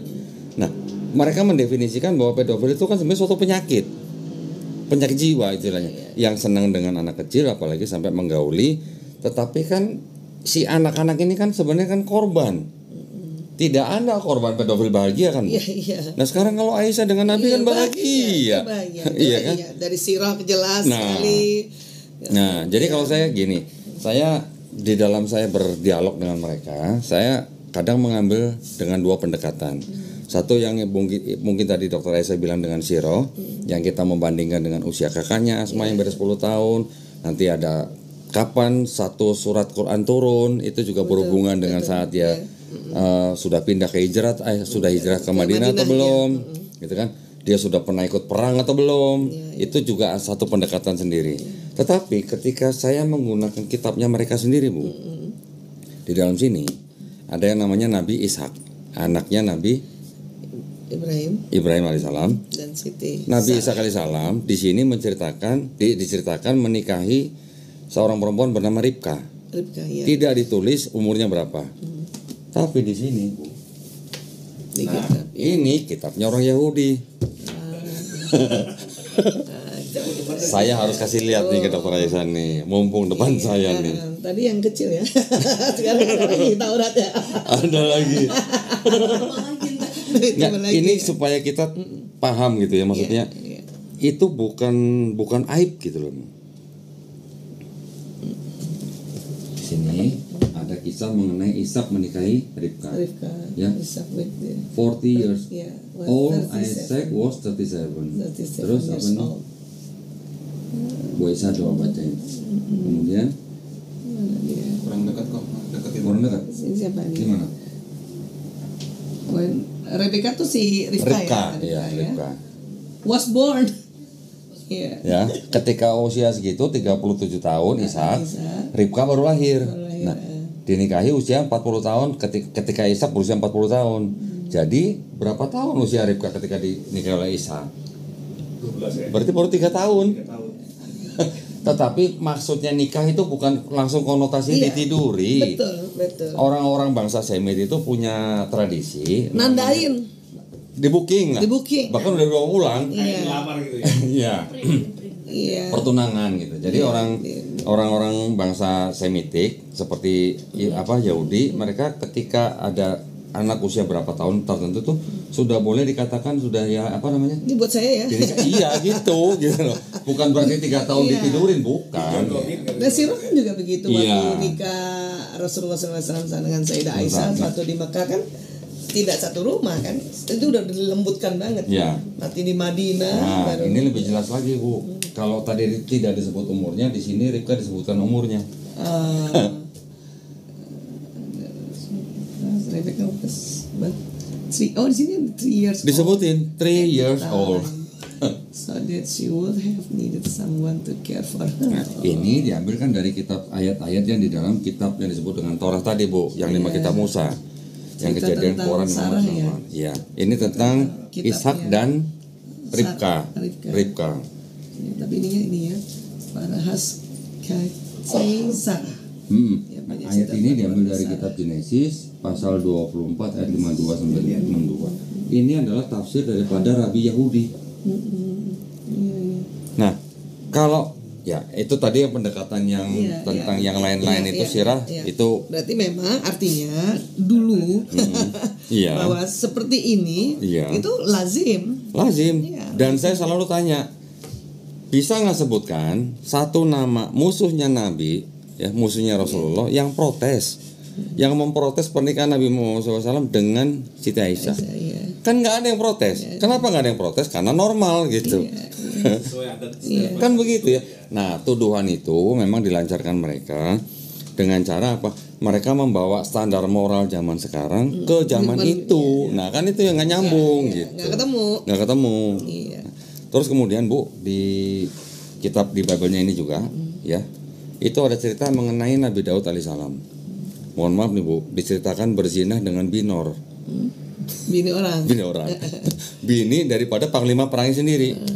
Setelah dia melihat Betseba namanya, Bu, ya, perempuannya. Betseba sedang mandi, elok, cantik, cakep. Dia minta, terus akhirnya diminta, terjadilah gitu ya, yang diinginkan gitu kan.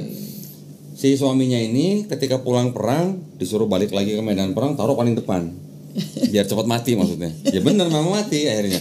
Nah, baru dinikahi istrinya ini. Menurut perhitungan, yang perempuan yang namanya Betseba, istri daripada panglima tentara sendiri itu bisa dihitung mundur, Bu, umurnya. Ketika dia ditiduri oleh yang disebut dengan Daud di dalam kitab ini, umurnya antara 7 sampai 9 tahun. Nah, itu dihitung dari berdasarkan umur kakeknya si Betseba ini, namanya Ahitofel. Semua dari sini, Bu, bisa dihitung. Dan malah jelas ditulisnya ya. Bisa dihitung. Nah, Bisa terus dihitung. satu lagi. Kalau yang tadi malah jelas juga. Kalau sini mana tertulis kan? 3 tahun. Satu lagi yang di Perjanjian Baru kan diceritakan bahwa ibu daripada Yesus yang bernama Maria itu kan dinikahkan dengan Yusuf. Di sumber yang sekunder, sumber Kristen yang sekunder diceritakan bahwa Maria itu ketika hamil, ketika nikah dengan Yusuf, umurnya baru 12 tahun, Bu. Nah, kalau menurut standar pedofil yang dikembangkan, yang ditemukan oleh orang-orang di abad ke-19, apakah bisa disebut Nabi Ishak yang di sini pedofil? Tentu tidak. Apakah bisa disebut Daud yang di sini pedofil? Tentu juga tidak. Kita juga nggak berani ngatain gitu. Apakah bisa disebut Yusuf suaminya Maria di sini juga pedofil? Karena pedofil kan di bawah 15 tahun ya, Bu ya? 15 atau 16 tahun ya? Itu Yusuf dinikahkan berarti setelah setelah hamil. Iya. Di sini ada, Bu, saya malah sumber tapi sekunder ya, Bu ya. Cerita usia ibunya Yesus ketika dia hamil menikah dengan Yusuf. Ketika menikah Yusuf. Buku Israeliat. Nah, ini sama Kristen memang tidak diterima. Ini dianggap sebagai kitab-kitab apokrifa. Tetapi apokrifa itu dulunya artinya sebenarnya bukan palsu. Dulunya itu artinya dirahasiakan. Belakangan oleh apologet Kristen dikatakan bahwa apokrifa itu palsu karena tidak jelas siapa yang menulis gitu. Sedangkan di dalam 4 Gospel sendiri ini juga sebenarnya tidak jelas siapa yang menulis, semuanya anonim. Jadi sebenarnya sama-sama anonim. Cuman yang ini dipilih masuk Bible, yang ini enggak gitu aja. Dan ceritanya ini memang bertolak belakang dengan ini. Tapi ada yang membukukan ini. Ini tetap ada yang membukukan, ada yang mencatat, tetap malah bahkan diterjemahkan. Ini usianya Maria ibunya Yesus tuh, Bu, di atas tuh. 12 years ya. Nah, kalau 12 tahun menurut standar pedofilia zaman sekarang kan tetap belum masuk terhitung ini ya, terhitung. Apa kita mau bilang Yusuf suaminya Maria pedofil? Kan nggak mungkin gitu loh. Iya kan. Termasuk kan misalnya kayak undang-undang pernikahan itu kan memang baru dibikin itu kan dengan alasan bukan masalah itu tadi yang kita cerita tuh bukan masalah reproduksinya belum siap tetapi dia berharap akalnya kan gitu kan. Di Amerika di abad-abad 17 kan standar minimal usia pernikahan masih rendah sekali kan, Bu. Masih ada yang 12 tahun, 14 tahun, 15 tahun. Iya, karena patokannya itu barangkali ya di saat itu juga sudah balik ya, sudah di apa, Bu ya? Namanya di tradisi Yahudi perempuan buat mereka itu ada yang mengatakan bahwa usia 3 tahun sehari udah boleh ditidurin. 3 tahun? 1 hari. 1 hari. 3 tahun 1 hari. Saya sih mungkin belum bisa menerima 100% apa benar atau tidak ya usia segitu ya. Tapi itu saya baca memang di dokumen-dokumen yang sekunder lah, bukan yang primary begini lah. Di tradisi Yahudi pula bahwa laki-laki usia 13 tahun dan perempuan usia 11 tahun itu udah boleh menikah. Memang usia-usia menikah nih. Di zaman dulu gitu loh ya, belum ada wifi, belum ada internet mungkin ya. Sudah boleh menikah. Hormon lagi tinggi-tingginya itu. Usia segitu, betul. Malah dikatakan ya itu tadi sedang mencari pasangan. Mencari pasangan. Kalau istilahnya perempuan-perempuan yang usianya kebanyakan di bawah 11 tahun. Di Bible ada cerita ketika bangsa Israel perang melawan bangsa lain, mereka boleh membunuh siapa saja lawan perangnya, kecuali siapa? Wanita-wanita yang belum pernah tidur dengan laki-laki. Itu dijadikan tawanan perang. Contoh misalnya ada di ayat tertentu, ketika mereka menawan kira-kira 32.000 orang wanita yang belum pernah tidur dengan laki-laki, itu dibagi 2. Ya, ini untuk yang suku apa, ini untuk suku yang lain. Dari 32 sisanya kan 16.000. 16.000 itu jatahnya upeti untuk Tuhan.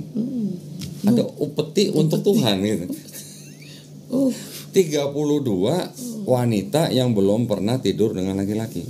Berarti umurnya di bawah 11 tahun. 11 tahun di bawah. Tapi maksudnya upeti untuk Tuhan itu bukan istilahnya disembelih untuk dibakar, itu bukan. Diserahkan kepada imam besar bangsa Israel. Ya untuk dia gitu loh. Tapi judulnya untuk Tuhan. Tapi yang pakai imam besar gitu. Itu. Boleh nggak kita sebut itu sebagai pedofil? Iya.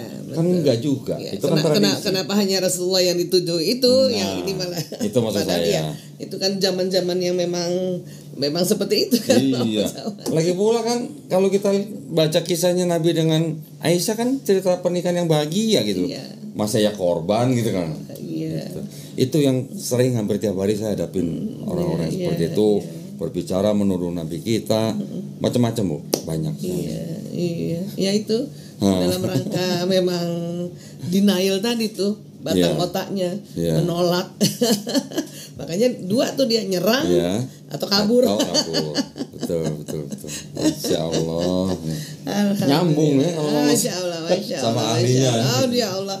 Saya juga karena ini juga ngurus narkoba kan kok. Iya. Jadi sejak 98 ngurus narkoba kan yang dirusak kan otak gitu ya. Sama kolbu bagian mananya sih apanya sih gitu. Kalau nggak salah kan juga ada ayat ya Bu ya di Quran ya bahwa Allah Subhanahu wa taala tuh bisa menarik orang ubun-ubunnya kan. Ya itu. Ini dia Bu ya. Lain lagi nanti jadi unik juga itu. Ya. Jadi saya sempat bikin satu ini ya. Jadi di bagian otak nih nanti di sini nih kan ubun-ubun nih. Ubun-ubun. Nanti di daerah sinilah sini ya situ ya. Di bawahnya itu ternyata kalau kita belajar ilmu otak, jadi apabila kita berbohong, nah itu yang mau saya tanya. Ya, apabila tersimpannya di situ. Makanya kalau dilihat di grafik itu yang aktifnya paling tinggi yang daerah situ ketika dia berbohong ubun-ubun. Ya. Benar. Dikala kita berbohong atau melakukan kehilapan-kehilapan yang sengaja di situ. Kalau nggak berhenti, maka nanti itu ditarik kan. Ya, itu juga yang waktu itu kenapa saya mencoba menganalisa ya waktu malam-malam kenapa kita sujud gitu kan. Sujud kita punya sebenarnya saya ada pernah bikin ini di mana ya. Waktu kita sujud itu darah yang ke otak itu rupanya bukan yang ini ya. Lebih lancar ya. Darahnya. Darah yang ke otak itu dia tidak boleh gimana gini ya, balikin ya. Sebentar. Oh ini. Oh bukan. Maaf ya. Jadi darah yang ke otak itu selain kita ke depan ini kan untuk ilmu nih ceritanya nih.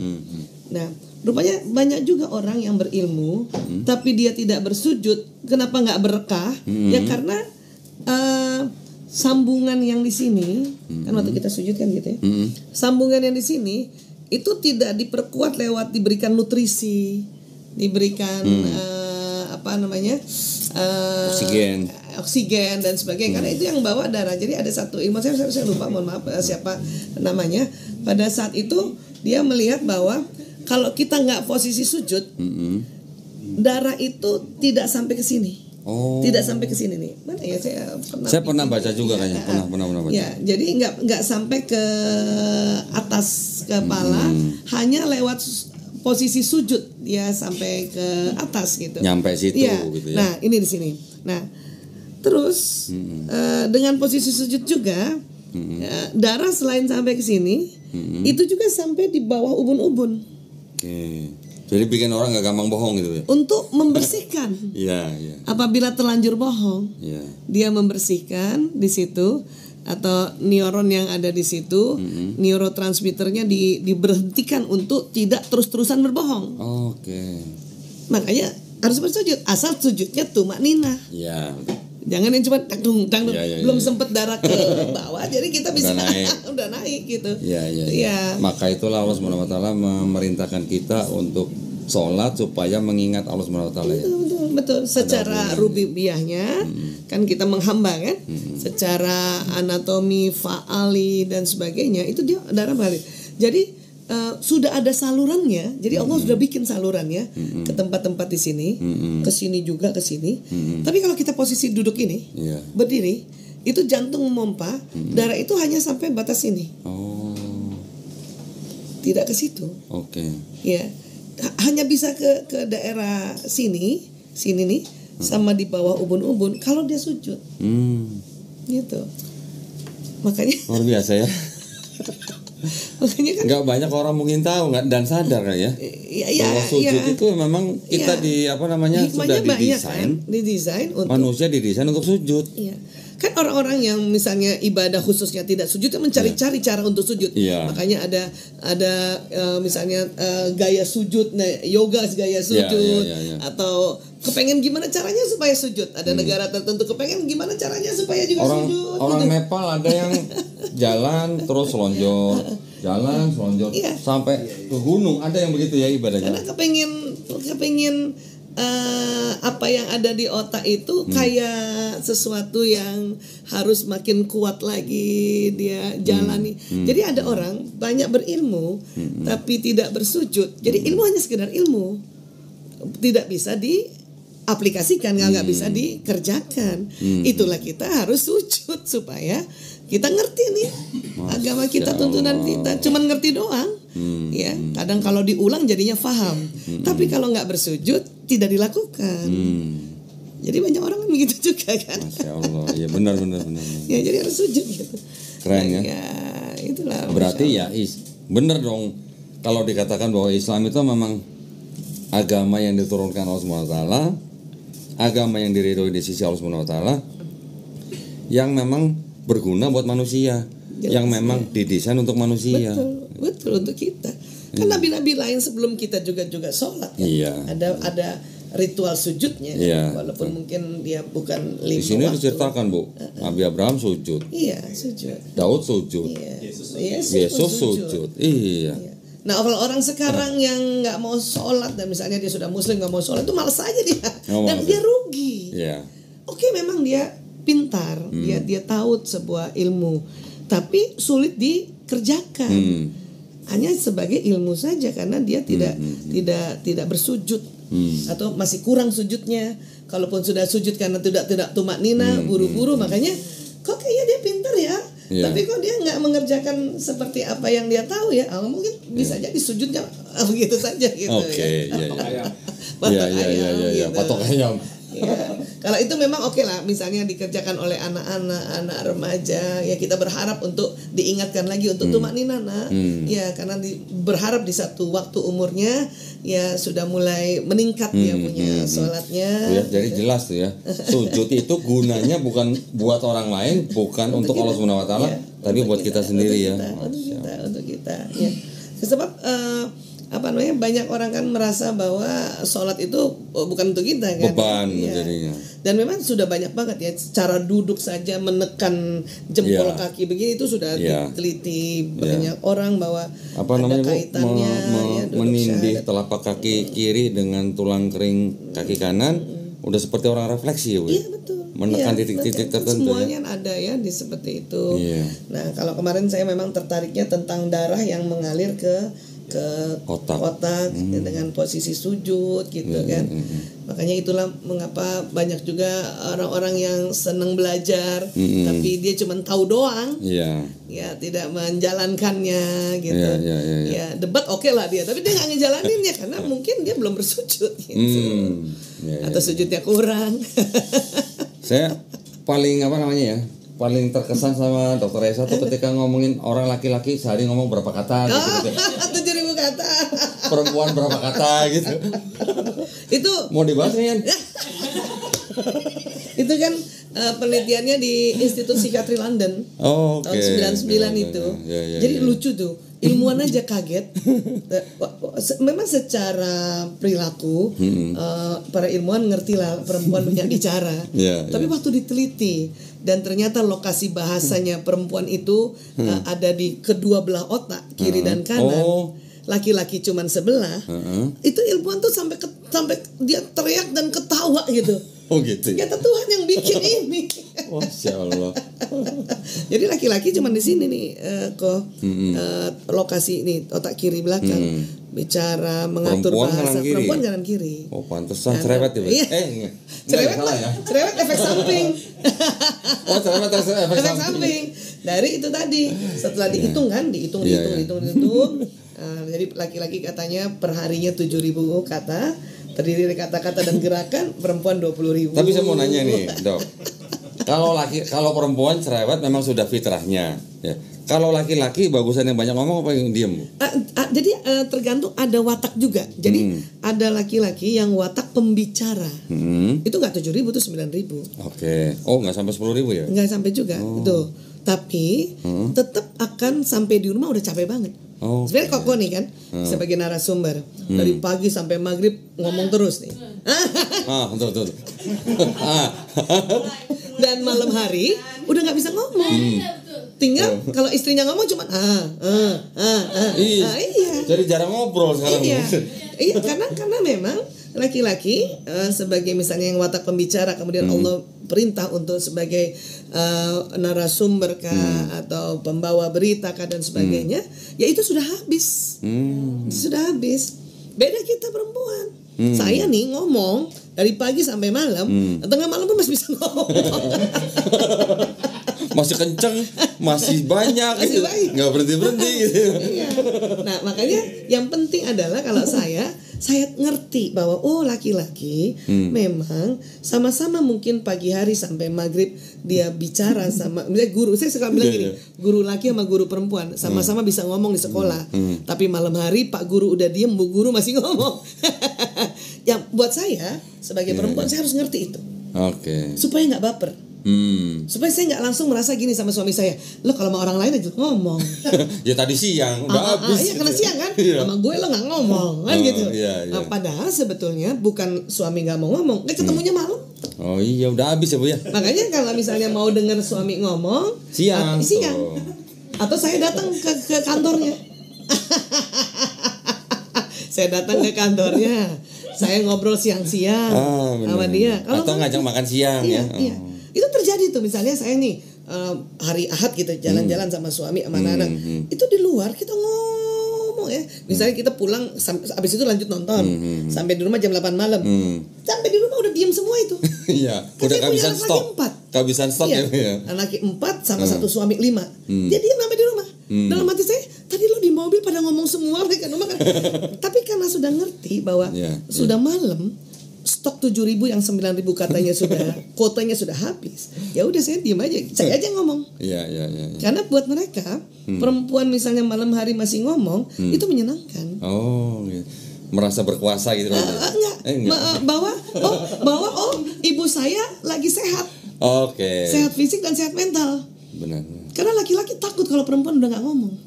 Iya sih, benar. Bu.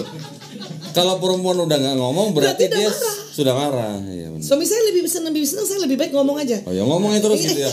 Berarti masih sehat. Ngomong terus. Jadi kata, iya. Nah, tapi kalau gini gimana Bu? Ya udah, yang istrinya ngomong terus gitu. Tolong dinaikin itu. Tapi suaminya pakai earphone gimana Bu? Nggak apa-apa juga. Nggak apa juga. Karena katanya ada penelitian perempuan dalam sehari kalau omongannya kurang dari 16.000 kata tidur malamnya nggak nyenyak. Oh gitu. Jadi kita biar aja ngomong. Tapi perasaannya nggak sampai 16.000 deh. Nah itu jadi cewek harus ngomongin kemana kalau ada temen ngomong sampai malam? Ya mau nggak mau kita ini one day one juice. Ngajar, nulis. Ya memang nulis. Berarti memang udah didesain begitu ya. Gitu, iya. Tiana memang bukan tipe pembicara, tipe pemikir beliau. Dia banyak ngomong di pikiran. Mikir belanja apa Bu? Sama kita ya.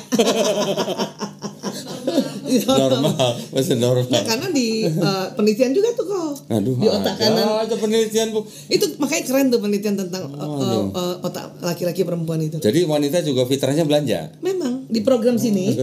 Ya, di bagian kanan otak perempuan, kalau laki-laki yang besar adalah sport and games, perempuan belanja. Jadi itu spotnya wanita memang belanja. Iya. Kan kalau ke mall nih, ya Bu ya, ke mall. Dia mau tawaf berapa kali, kita mah nunggu dia mendingan dulu.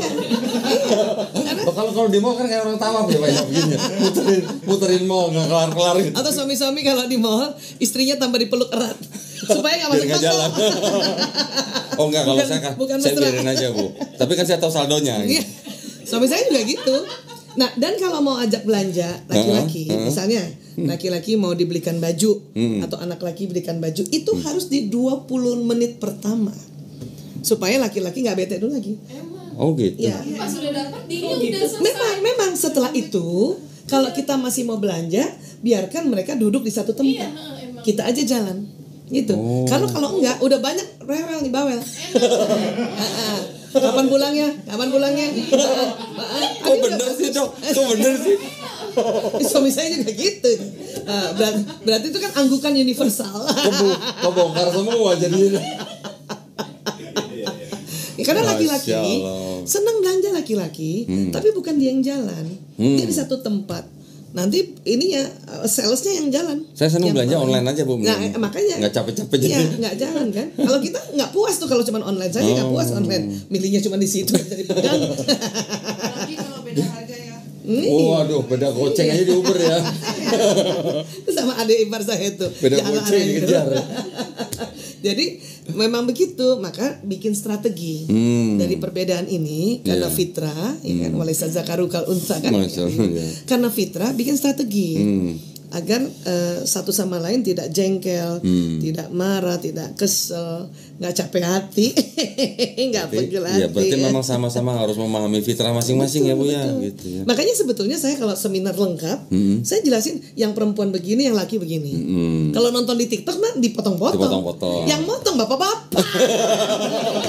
Makanya yang dipotong yang untuk dia kepentingan dia. Oh gitu. Pantesan. Makanya kan banyak tuh orang bilang, Bu Aisyah kok yang dibela laki, enggak ngebela laki, coba ikut seminar yang lengkap. Ternyata ada yang motong. Iya. Dan TikTok itu bukan dari kami loh. Iya. Dia biasa bapak-bapak, nih kepotong yang laki aja. Supaya istri-istri langsung tuh kata dokter Aisyah, kan gitu kan jadinya kata dokter Aisyah. Iya benar. Saya selalu hadir di antara suami istri. Asik. Saya Bu praktekin. Oh, dia juga motong tuh Bu. Praktekin kasih ke istri. Jadi sebetulnya kalau dua-duanya udah tahu, tambah mesra. Saya sama-sama tambah mesra, ya. Alhamdulillah. Karena kalau dulu, aduh kesel banget. Iya. Marahnya gara-gara itu. Tuh ya, jadi kalau ke mall udah tahu kalau kita nunggu di luar. Udah emang begitu aja. Gitu ya, iya. Malah kita jadi enak. Tenang. Nggak ribet. Yang penting sini mana kartunya. Ada duit ya. Kartu kasih, pinnya ganti gitu. Catat Bu Yana, catat. Iya ini adik saya aja dia selalu tuh. Dia biarin istrinya jalan sama saya gitu. Dia duduk ngopi-ngopi. Bener. Mikir ya. Udah selesai, udah ayo jalan. Iya. Nggak, itu kalau udah nikah berapa tahun Bu yang begitu Bu? Kalau yang baru-baru setahun kan nggak begitu katanya ya. Sebetulnya sudah mulai kalau baru berapa bulan, cuman kepaksa aja. Kepaksa aja kan. Nggak enak hati aja laki-laki kalau dia mau merengut. Oh, berarti terpaksa ya. Iya dong, awal-awalnya gitu. Karena kalau memang itu kan karena penelitian ini kan uniknya ya nih, karena penelitian fitrah, beberapa ilmuwan itu nyaris hampir sama. Dia punya hasilnya, risetnya. Yang di Amerika kah, yang di Australia, di Eropa sama gitu. Dan ini sebuah pencerahan ya. Maksudnya di dalam kita berumah tangga kan harus pakai buku petunjuk ya. Selain Al-Qur'an, Al-Hadis. Nah, ini mungkin ijma para ulama sebetulnya. Termasuk ilmuwan di situ. Risetnya itu. Wah, saya merasakan sekali sehingga saya udah kalau dulu julid banget sama suami, jutek banget. Sekarang dulu sering makan hati, sekarang jarang makan hati. Maka HP-nya rendah. Tapi ya namanya ilmu berarti ada manfaatnya juga ya. Jembatan kan? Jembatan untuk perbedaan pulau ini kan? Iya. Suami saya yang bilang, coba kamu terangkan juga sama ibu-ibu seluruh Indonesia. Karena saya mewakili suara hati para suami. Oh gitu ya Bu. Karena banyak laki-laki juga bingung, gue salah apa lagi ya? Iya. Padahal cuma diem doang gitu ya, masih diomelin juga ya. Kan laki-laki begitu, kalau baru datang, baru sampai kan, selain mukanya rata, dia tetap mau diem dulu, jangan mau ditanya-tanya kan, kasih makan, kasih minum.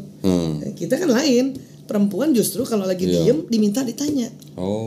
Tapi uniknya waktu ditanya pertama, mama marah, enggak. Gitu kan? Iya, selalu gitu, bukan tanya kenapa. Maka harus ditanya 3 kali. Itu bohong nggak tuh? Itu sama semuanya. Fitrah Karena juga. perempuan fitrahnya cantik kalau kayak gitu. Oh. Kan ya, mama marah ya? Enggak, cantik tuh. Iya. Tapi katanya ditanya 3 kali. Coba kok misalnya Baru. Teh Yana, mama marah ya, terus dia ngomong gini, iya kenapa ya?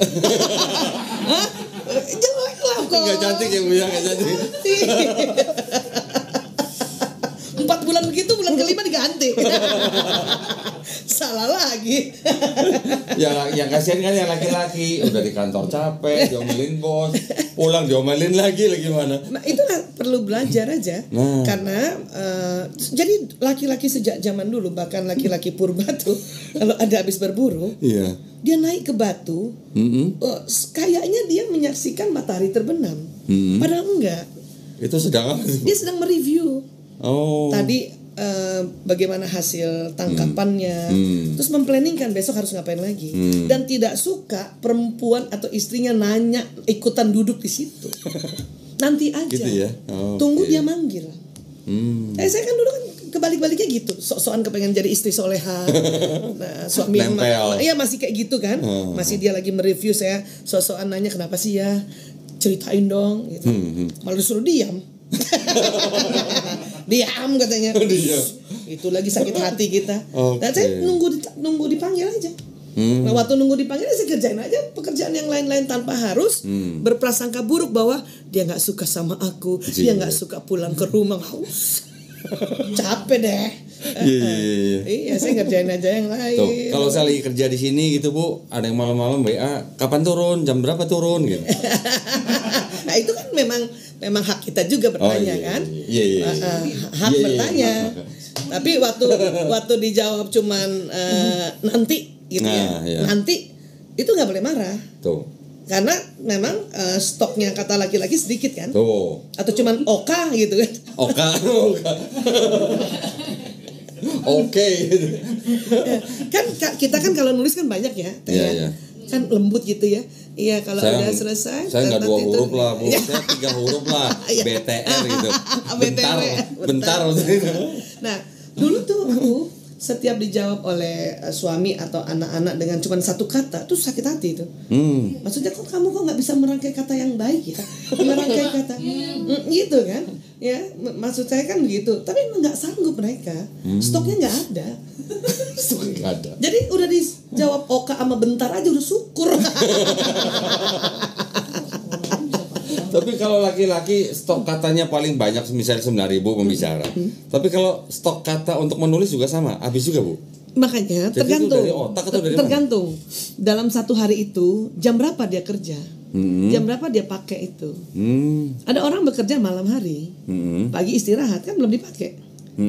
Ya makanya baru saya tuh. malam ngomong, baru malam nulis, baru malam dan gitu kan. Nah seperti apa ya, misalnya saya pernah lihat siapa ya yang malam-malam tukul. Oh ya. Ya pernah saya diundang dulu banget ya, bukan 4 mata kan itu malam shownya kan, live. Ya saya perhatikan tukul nggak ngomong itu, sore-sore siang-siang nggak ngomong. Ya paling kalau ketemu kita cuma ketawa aja, gitu. Ya, diam aja. Dia keluarinnya pas malam. Iya, Oke. karena apalagi dia menganggap itu sebuah pekerjaan. Makanya dia habis-habisan untuk malam itu walaupun nggak belajar bahwa laki-laki 7.000 atau perempuan itu bawah sadar kan, itu ada di otak kan. Oke. Sehingga otak mengatakan ya irit gitu. Secara nggak sadar. Bawah sadarnya langsung irit lo. Jadi nggak ngomong. Sementara yang talent perempuan lain tuh di ruang ganti itu udah ngomong sana sini, maksudku cuma begini-gini doang gayanya. Oh, gitu. Gitu-gitu aja. Yang nunung udah ngomong lah, undang. Karena nanti kita stoknya banyak perempuan kan. Oh, gitu. Otomatis ya bawah sadarnya gitu. Nah, kecuali sudah tidur. Oh. Nah, sudah tidur tengah malam bangun, berarti 7.000 katanya udah ada lagi. Riset berarti. Iya, riset. Gitu. Oke. Nah, buat saya yang begitu aja perlu kita tahu, habis tahu faham, dan karena kita sujud, Betul. tahu bahwa ini ciptaan Allah ya sudah bersyukur dan kita pakai. Malah jadi lucu, jadi mesra. Iya benar. Makanya kalau lihat suami udah ngomongnya dikit-dikit, ya Allah laki banget suami gue. Lagi banget. Naik motor Ducati.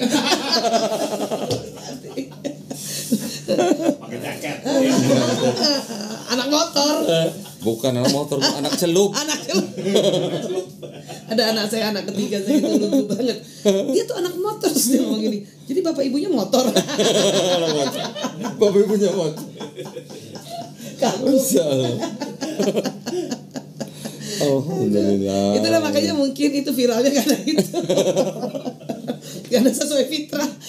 Saya juga nggak nyangka loh kok itu bisa viral karena saya cuma merasa bahwa kenapa ya kita berantem terus ya gitu. Dapat petunjuknya, dapat buku. Tapi alhamdulillah ya, berantem terus, ibu dapat ilmu.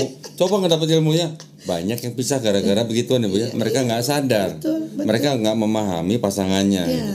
Karena nggak ada ilmunya juga ya bu ya. Makanya saya sering kalau seminar-seminar habis acara offline tuh pada foto tuh pada meluk, ada yang nangis, ada yang bilang saya nyaris cerai, tiba-tiba ya, dapat ini gitu, nggak jadi, karena saya pikir percuma juga nanti karena dapat laki lagi sama juga. Kalau mending dapat laki, kalau dapat sejenis gimana? Itu bahaya bu ya. Lebih parah lagi. Sama itu dok, kalau yang laki-laki makin tua tuh makin ini ya, hormon perempuannya Makin tua makin jadi. Jadi gini. Udah ketawa duluan. Kayak anak denger yang itu. Aku denger banget itu, inget banget. Oh iya, gitu. Jadi mulai 50 kan ke atas.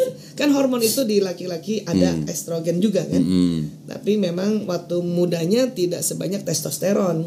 Nah, rupanya nanti sudah 50-an ke atas, testosteron laki-laki kan menurun.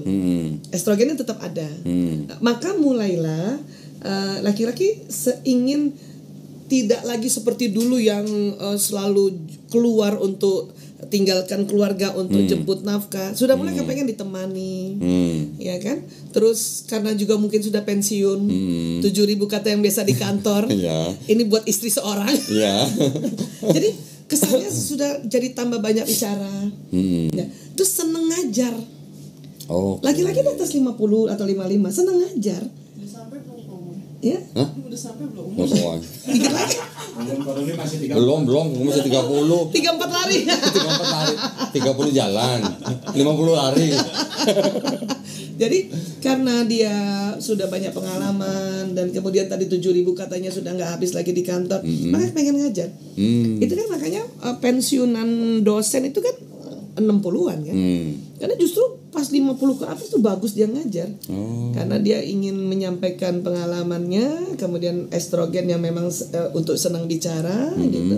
Nah, makanya kadang-kadang kalau mereka bukan dosen, mereka bukan pembicara, bukan narasumber, seringnya itu fenomenanya kalau sudah punya cucu yang diajarin.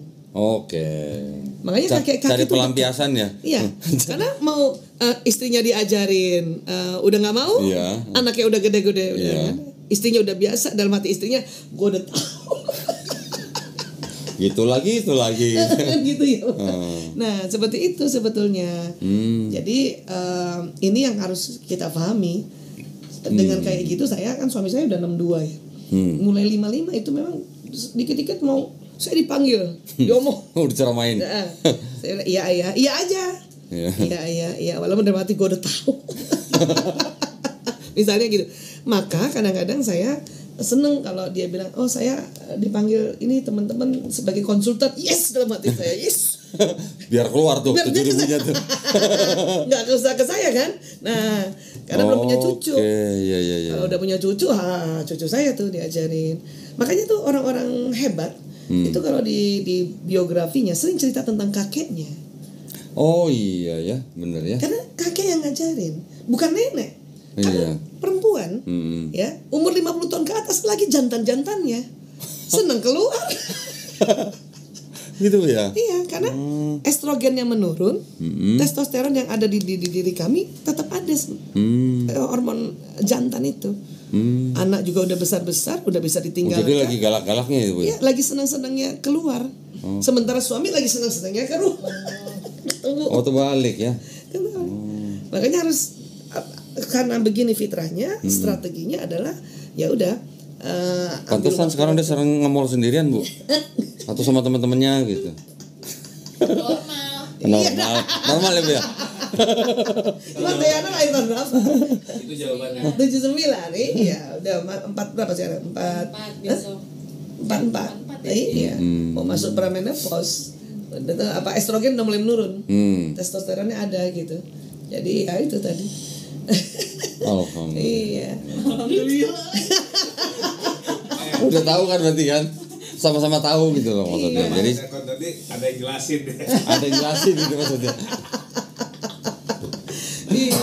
Jadi suami saya juga tahu kalau saya nggak bisa ditahan untuk di rumah saja sekarang. Iya. Dia tahu bahwa oh ya saya lagi testosteronnya lagi tinggi dan memang estrogennya sudah mulai habis karena sudah mulai menopause sehingga dia perlu untuk keluar. Ya, karena kalau tetap hanya berdua saja dalam rumah wah bisa bahaya ya. Bahaya itu. Bisa piring terbang gitu. bisa bertengkar. Iya, bisa piring terbang berarti ya. Berarti harus keluar tiap hari. Oh, tiap hari. Nah, tinggal waktu keluarnya itulah saya. Nah, ini pasukan itu. Oh, pasukan. Iya, iya, iya. Nggak sendiri. Iya, iya. Itu pasukannya kalau nggak dijaga anak, adik ipar, adik sendiri, adik sepupu, adik yayasan. Ada yayasan. Panitia itu kalau undang saya dari keluar kota, itu negonya beratnya di situ. Oh, oke. Iya, minimal kami berenam. Oh iya, iya. Berenam. Iya. Tapi kita mencari cara supaya berenam ini ada tugas dan tampil di panggung semua. Oh gitu. Koko biasanya main musik. Oh, Rendo. Gibar. Main Terus musik. ya, terus salawatan. Terus Keren, kita biasanya bawa teman-teman yayasan lain untuk misalnya saya habis bicara parenting, saya ceritakan tentang narkoba karena banyak masyarakat nggak tahu ciri-ciri, mereka acting. Mereka yang ya testifying, kayak teater atau role play. Okay. Tentang tanda-tanda orang pakai cimeng begini, sabu begini. Jadi semuanya jalan. Ada ipar saya yang jagain saya tuh. Oh. Mereka udah Yang foto-foto. berarti yang paling berat dong berarti. Jauh berat ya. Tugasnya. Kalau pas foto-foto. Paling berat tugasnya berarti. Pas Omet di IT. Oh, ya. Dia udah tuh kalau udah saya diserbu orang-orang, tunggu Bu, sebelah sini Bu. Satu-satu bakal dapat. Yang gituin gua belum ada loh. Kita mah biarin. Oh, biarin. Oh, diserbu. Iya. Kita juga gitu kan, tapi ibu-ibu kan lebih ganas kan kalau kalau nggak diatur. Justru Bu kalau di masjid yang minta foto ibu-ibu saya lebih takut malah ibu ini terus. Iya. Dan kadang-kadang kan mereka kalau misalnya cuma konten doang kan mereka bisa lihat di media sosial. Tapi ketika bawa ketemu fisik, paling nggak mau bilang terima kasih atau bisik-bisik curhat colongan. Itu terjadi kan? Masya Allah. Baik, Masya Allah, alhamdulillah. Senang banget ya bisa ketemu Kak Doni. Saya senang banget ini. Waduh, bisa ada Dokter Aisyah di studio sini. Alhamdulillah. Oh ya tadi katanya siapa Bang Jimmy sama ini mau ini apa butuh sertifikatnya ya? Iya. Iya sih, cuman apa syarat ulang?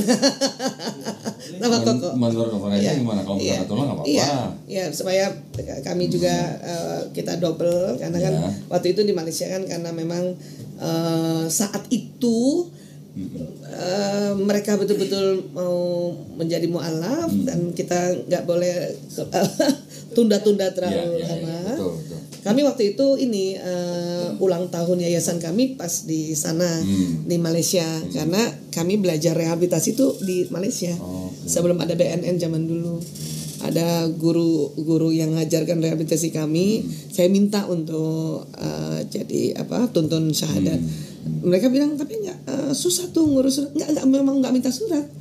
Karena saya tahu bahwa nanti di Indonesia saya akan lagi untuk syahadat. Memang yang betul sih begitu ya. Namanya kapanpun orang itu mau menjadi Muslim segera. Kalaupun nanti administrasi segala macam kita urus belakangan gitu. Memang sudah niat gitu. Tapi waktu itu belum tahu kalau mau di Kodondi. Oh gitu. Terus pokoknya udah kan dadakan kan. Syahadat dulu. Ya, syahadat aja dulu nanti gampang. Karena saya pikir di Al Azhar bisa, karena saya kan memang lulusan sana juga kan, atau di masjid lain gitu. Tapi sampai di Jakarta udah lihat YouTube. Bisa tahu-tahu Kodondi. Nah, ini ke Kodondi aja nih. Saya bingung malah waktu Meli saya bilang, Dokter Esa mau datang. Ah serius? Saya nggak percaya loh, saya loh. Tanya dulu Bu, yang mana? Aku nggak nanyanya namanya Aisyah pakai Y apa enggak gitu kan saya. Oh, tapi saya tahu orang saya nonton. Nggak pakai Y. Oh iya. Iya. Ya, kalau memang mau apa namanya untuk sertifikat, tolong apa itu Mas? KTP-nya, KTP aja. Pinjam KTP-nya, saya foto, nanti untuk administrasi. Kebetulan di bulan yang sama Juli. Oh, jadi udah Setahun yang lalu. Oh, setahun yang lalu. Iya, tahun yang. Nah, dalam setahun itu perjalanan kita untuk kemana ya? Kita untuk selain ada pembimbingan juga, pembinaan. Nah, itulah terus muncul. Tapi pembinaan Islamnya sudah. Kalau Orendo karena dia direhabilitasi di tempat rehabilitasi kami intens memang. Koko karena dia agak jauh. Iya, agak kurang katanya. Kok Jimmy di mana tinggalnya? Saya di Ancol. Ancol. Di Dufan ya. Pademangan ya? Ke Karangbolong. Kalau itu kan kecamatan. Oh iya. Nah ini KTP-nya masih Katolik. Iya. Bang Rendo? Iya, karena ada sertifikat nggak bisa. Karena Iya, makanya itu dia. keluarganya saya masih jadi satu sama orang tua. Diminta identifikasi digital. Ya? Oh iya, saya baru sih. Iya. Itu kan jadi KTP yang udah kebaca kan. Ini udah IKTP padahal ya? Iya. Seumur hidup. Diganti, dikasihnya digital. Iya, sekarang digital. Jadi kebetulan kok Mm-mm. mau ganti Keterangan agama. Iya. sekalian Mas. Iya. Mau umroh kok. Alhamdulillah, Masya Akhir Allah. September. Kapan? Doain. Desember. Akhir September. Akhir September, Akhir Masya September. Jadi Mau kami seminar Mekah. Ya. Minta izinnya gitu. Semoga dilancarin semuanya. Amin ya rabbal alamin. Jadi kami ada program umroh adik-adik mantan pecandu. Wes. Jadi programnya namanya pecandu umroh. Kalau ada mantan pecandu, ada mantan kafir juga ya. Iya lagi. Iya. Ini double. Udah mantan pecandu, mantan kafir. Berarti double mantan dong. Mantannya double. Sekarang mudah kok ganti keterangan agama di KTP kok. Iya kok. Dengan sertifikat itu nggak sampai sehari jadi di kelurahan. ya? Nah, Kakak cari- juga, kakak. Iya, cari petugas Dukcapil di kelurahan. Dukcapil. Dukcapilnya yang mengganti keterangan agama itu petugas Dukcapil. Dukcapil namanya. Mereka kan biasanya suka ada perwakilan di kelurahan. Dukcapil. Berarti masih pengurusannya dari kartu keluarga ya? Iya, Nanti nanti. saya masih pisahin dulu tuh. Nah, kalau bisa dulu, baru ganti keterangan agama. Tapi jangan lama-lama ya ganti keterangan agamanya. Tapi pasti Cepetnya. mau ngapain ini pisah-pisah? Jawab kapan sih? Buat apa? Buat pasti banyak pertanyaan. Nah, saya orang yang susah ngomong lagi Bu. Kebanyakan diem jadi mikir. Pindah alamat bilangnya pindah alamat. Pindah alamat. Pindah alamat kan saya tinggalnya di Rumah orang tua. Jadi mau pindah kemana? Ini jelas. Oh iya. Oh iya boleh. Ini boleh kirim saya. Gimana tuh kok? Skakmat.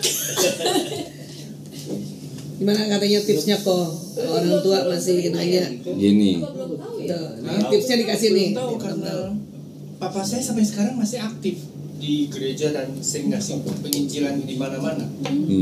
Tapi dulu gua ganti KTP nggak pakai kakak kok. Hah? Tapi kakaknya kan jadi berubah. Di kakak juga pasti berubah. Oh iya, karena gua pas nikah aja langsung ubah kakak udah. Bisa. Ya karena nikah, Oh, karena bisa. nikah. Lu ada buku nikah nggak kok? Hah? Buku nikah ada? Kunikah di mana? Kan Katolik kan nggak boleh pisah kan? Loh, Ya, kau udah nikah. sama istri masih Saya atau sama istri yang pertama udah enggak. sudah enggak? Dan itu udah berpuluh-puluh tahun lah. Oh, sudah lama. Udah lama banget. Oh, oke. Ini kelahiran Bapak 69 ya? 69. Oh, oke. Si ayam berarti.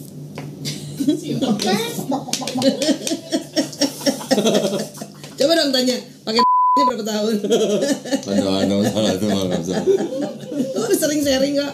Oh iya. Setengah dari umur saya. Setengah umur 25 tahun pakai. Dari muda berarti. Ya, Dari umur 25. mulai usia produktif saya, jadi saya produktif makai.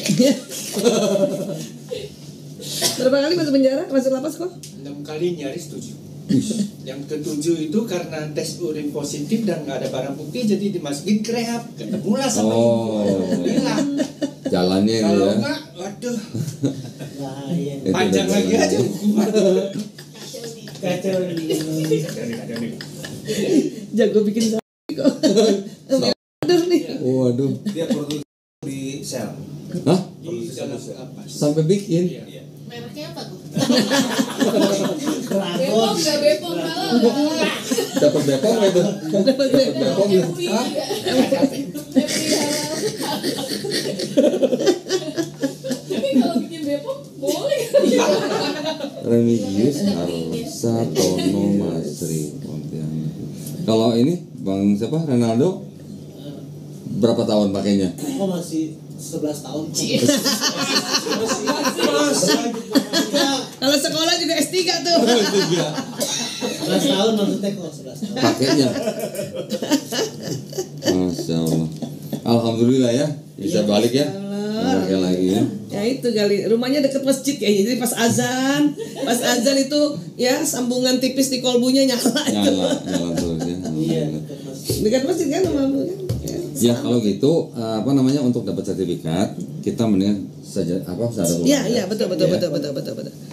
Mohon maaf nih Bu Iya, berarti. itu dulu. Iya. Saya memang maunya begitu kok. Iya supaya inilah afdol aja. Biar afdol gitu. Masih belum berani tuh ada di YouTube. Iya justru itu Keluarganya lihat ya. Afdolnya insyaallah. Ya manggil. Siapa duluan silakan duduk sini. Yang tua dulu. Yang tua berangkat. Iya.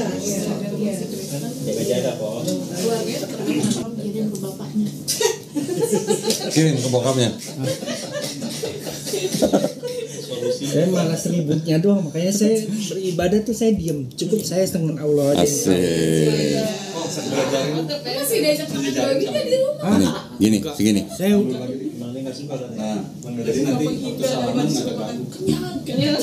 saya kalau diajak makan di rumah, saya selalu udah makan aja dulu, saya masih kenyang. Saya gituin. Di rumah masih masak babi. Oh, kan saya nggak serumah. Oh, Cuman nggak kadang-kadang kalau lagi Kalau pengen datang. lihat orang tua, pas dateng dia lagi makan, ya sama-sama makan. Oh enggak. Kadang-kadang kalau kayak tahun baru kemarin, tahun Imlek, itu kan pasti ada itu. Iya. Sengaja saya nggak datang. Datang di hari kedua. Udah habis. Udah habis. Iya, memang udah nggak ada acara. Iya. Udah pada sibuk segala macam. Yang penting saya coba video call aja. Saya bilang saya lagi ada urusan. Diajak seminar. Pokoknya ngumpet jangan keluar. Handphone jangan diangkat. Seminar di Jeddah. Alhamdulillah. Bismillahirrahmanirrahim. Assalamualaikum warahmatullahi wabarakatuh. Waalaikumsalam warahmatullahi wabarakatuh. Alhamdulillahirabbil alamin wassalatu wassalamu ala Rasulillah. Di depan saya sekarang ada panggilannya siapa nih? Remigius Harsa Tono Masri ya. Panggilannya Kojimi. Alhamdulillah. Kojimi ini menyatakan diri untuk masuk dalam agama Islam ya. Berasal dari agama sebelumnya yaitu Katolik. Tinggal di daerah Jakarta Utara. Nah, sebelumnya ada biasa ya seperti biasa ada 3 pertanyaan. Kojimi ini mau masuk agama Islam karena kemauan sendiri atau ada paksaan dari orang lain? Oh, tidak ada, tanpa paksaan. Alhamdulillah. Berarti atas kemauan sendiri ya? Iya. Orang tua kalau tahu kira-kira gimana? Ya selama ini memang saya tutupi dulu karena saat pertama Ya. mereka juga usianya udah tua. Oke. Jadi saya menghindarilah pikir supaya mereka tidak banyak pikiran. Oke, maksud saya gini, kalaupun sampai nanti Kojimi cari waktu yang tepat untuk ngasih tahu, kalaupun mereka nanti marah, Kojimi masih boleh membantah tapi harus dengan cara yang paling lembut, ya. Di Islam kita mengajarkan tetap harus sayang dan hormat kepada orang tua. Kalau sebelum Kojimi menjadi muslim sudah sayang dan hormat kepada orang tua, setelah jadi muslim justru harus lebih sayang dan hormat kepada orang tua, ya. Yang ketiga, di dalam Islam kan ada syariat-syariat yang harus dijalankan, yaitu setelah syahadat, sholat, zakat, puasa, dan haji jika mampu. Apakah Kojimi berjanji untuk melaksanakan syariat-syariat tersebut? Insya Allah. Alhamdulillah. Baik, kalau gitu kita jabat tangan. kita mengucapkan 2 kalimat syahadat. Kalau Jimmy tolong ikuti saya dalam bahasa Arab, nanti dilanjutkan dengan terjemahan arti bahasa Indonesia ya. Bismillahirrahmanirrahim. Asyhadu alla ilaha illallah wa asyhadu anna Muhammadan Rasulullah. Aku bersaksi tiada Tuhan selain Allah. Dan aku bersaksi Nabi Muhammad adalah utusan Allah. Alhamdulillah saya mau peluk dulu Ko Jimmy sebagai saudara saya yang seiman. Alhamdulillah, mudah-mudahan kita semua istiqomah ya. Selamat Koko. Selamat ya.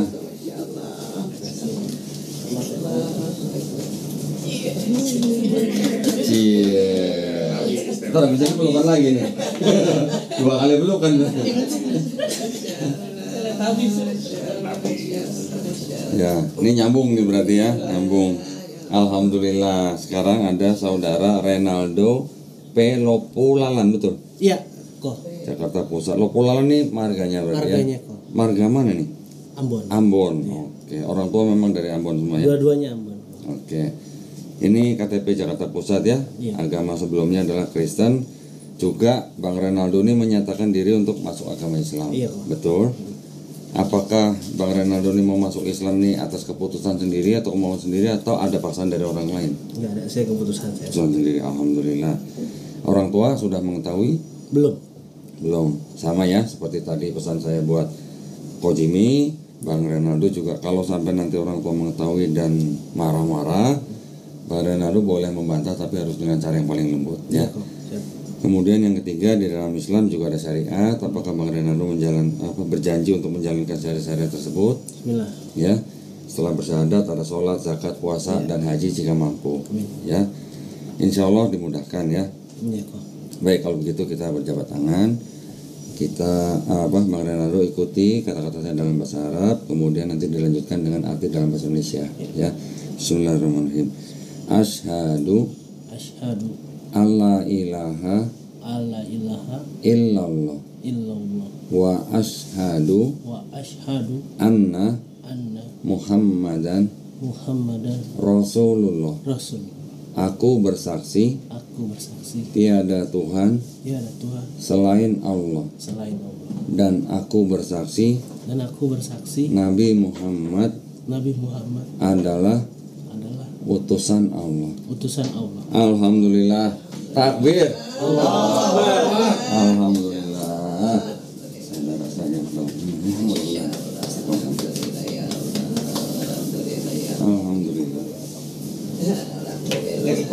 Silakan.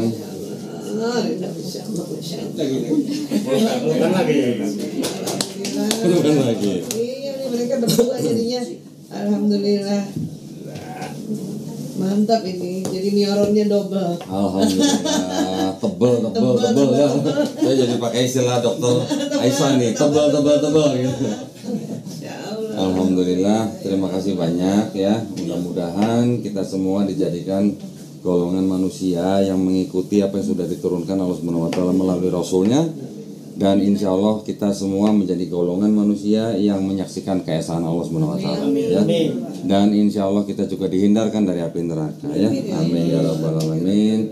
Mudah-mudahan juga Allah Subhanahu wa taala melindungi dan merahmati kita semua ya, dan istiqomah dan insya Allah husnul khotimah. Ya, alhamdulillah, terima kasih banyak atas perhatiannya. Akhir kata, wabillahi taufiq wal hidayah. Wassalamualaikum warahmatullahi wabarakatuh. Kembalikan.